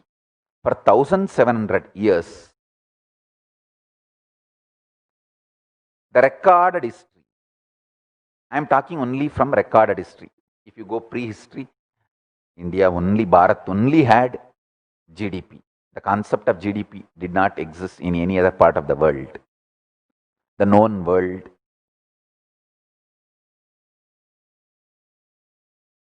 The known organized civilization was Hindu civilization, most ancient and most continuous. Unfortunately, now even Hindus have started believing Hinduism is functional only for religious and enlightenment purposes. It is dysfunctional for politics or economic or social system or judiciary. Even Hindus are brainwashed. I tell you, oh Hindus, please wake up to the truth. We were, we are, we will be a functional system, legitimate functional system. Not just spiritually, religiously, even economically, judiciary, socially, politically, in every level, without compromising, altering, adulterating You don't need reformers, you need revivers. Hindus, wake up. Our ancestors are intelligent enough. They were intelligent enough to evolve a system. We don't need reformers, we need revivers. I want this to be today's message. All Kailasians, spread to the whole world. Hindus need to be educated, told, blow the conch, Shankanatha.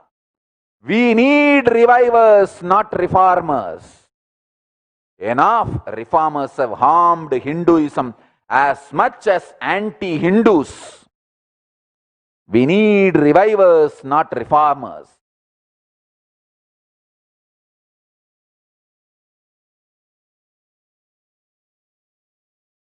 We need revivers, not reformers. We need revivers, not reformers. Reformers are as dangerous and as destructive, as negative to Hinduism as anti-Hindu elements, anti-Hindus, invaders. Reformers were just disguised invaders.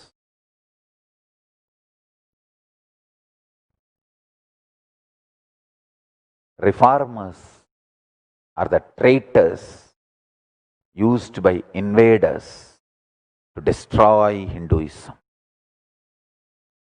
So Hinduism needs revivers, not reformers.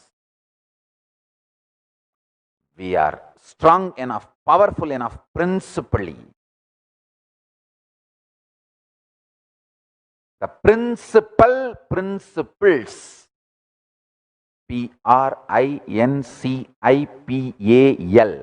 Principles. The principles of Hinduism only need to be revived, does not need to be reformed.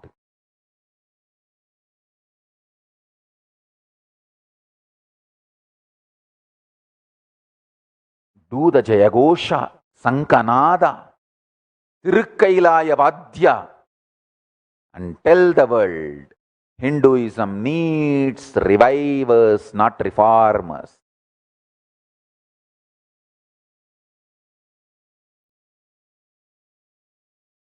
The concept of dravya,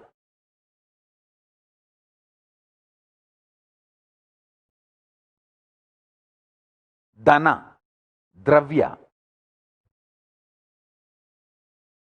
in Hinduism is clearly defined in Amarakosha. For Brahmanas, what is dana? Wealth. For Vaishyas, what is dana? Wealth. For Kshatriyas, what is dana? Wealth. For Shudras, what is dana? Wealth. Amarakosha's original verse.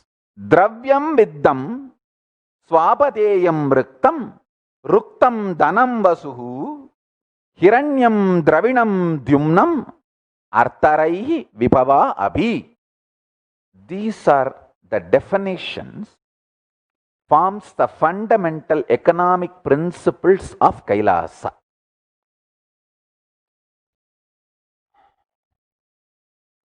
Synonyms of the word dana: dravyam, material; vittam, currency, goods, which is goods battered also is considered as currency. As I said, the Hindu economy was grain based. By its own weight and possession, it is valuable. It does not need any central regulatory body to declare that this paper has this much of value. No. By just the possession of that semi-precious stone or a precious metal or precious stone or the current or the grain, the grain, or the precious metal, precious gems, by its possession, it brings value due to its utility and demand in the society. So that is vittam. Swapateyam, owned, earned property. Riktam, inherited property. When you inherit a property, the intention of your ancestor tied, married to that property, that intention also you inherit. So, all inheritance in Hinduism is a will. So, you have to, as long as you maintain that will, you have right over the property. Understand? Whatever you inherit from the ancestors, you have to maintain their will. If not, you don't own that property anymore. This was the way the civilization was kept alive in Hindu tradition. Hindu father will work for the 7th generation of their children, and same way they will inculcate the lifestyle, knowledge, principles in their children. Unfortunately, now in the modern day, neither they keep wealth for the children, nor they inculcate the Hindu values for the children. Both should be done. I want my followers, you keep wealth for your next generation and you inculcate these values, Hindu values, into your next generation. And the next generation also respects the riktam, inherited property, and the will of your ancestors, both. Ruktam, possessing and enjoying it, expanding it. Dhanam, money. Vasu, land. Hiranyam, gold. Dravinam, movable properties, which is useful. Dyumnam, power and strength. Power and strength means capacity to understand the principles of the economy and change the investments and keep yourself alive, current, and your currency current. Artha, the business concerns and work. Rai, riches. You should pronounce as Rai, riches. Vibhava, magnanimity, omnipresence and power. Understanding the omnipresence and capabilities of Dhanam and keeping your magnanimity to keep the omnipresence alive all over the world. For example, if you honor your commitments only, they will honor their commitments. That is what is magnanimity. So, Kavi Kalpa Druma gives the synonym of Dhanam as Dhanyam, means the grain-based economy, and all other principles as I described from Amarakosha now. These are going to be forming the fundamental principles for Hindu economic policies and strategies. Hindu will is absolutely different from the will legal paper used today for establishing inheritance. Understand? Hindu will is lifestyle based. If you are from the Varna of a Brahmana and you inherit your ancestors who were Brahmana by Varna, only if you follow the principles of Brahmana Varna, you have the right over that property. Same way, Kshatriya, Shudra and Vaishya. the Hindu inheritance principles. Actually, I tell you, it is so juicy and delicious even to understand the Arthashastra and Hindu economic principles. Wow! What a brilliant ancestors we had.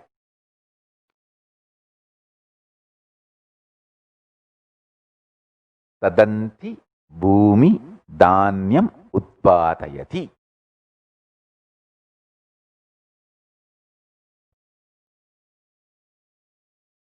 Dana is the earth that bears the fruits and seeds and that produces grains.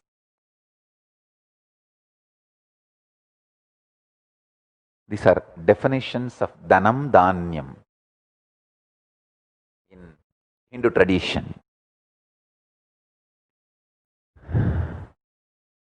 Actually, if at all our next generation starts tasting the Hindu knowledge, Hindu economy principles, they will understand this is the most beautiful, delicious, brilliant.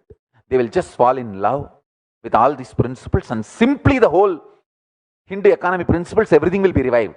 My job is only to make you taste the deliciousness of Hindu economy principles by reviving the Hindu Reserve Bank and Hindu currency.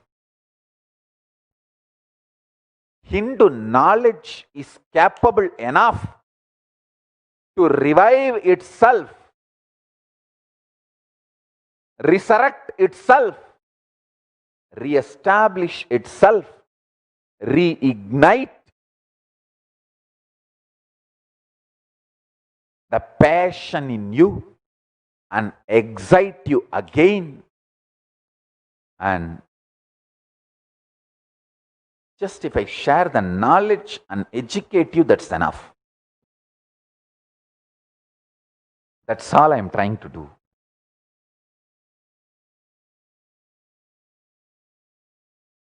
I have so much more to share. So with this, I bless you all. Let's all radiate with integrity, authenticity, responsibility, enriching, causing, living Shuddhatvaita Saivam, the state, space, powers, being, superconsciousness, and Kailasa of Paramashiva. Paramashivoham. Om Nithyananda Paramashivoham. The eternal bliss, Nithyananda. Thank you. Be blissful.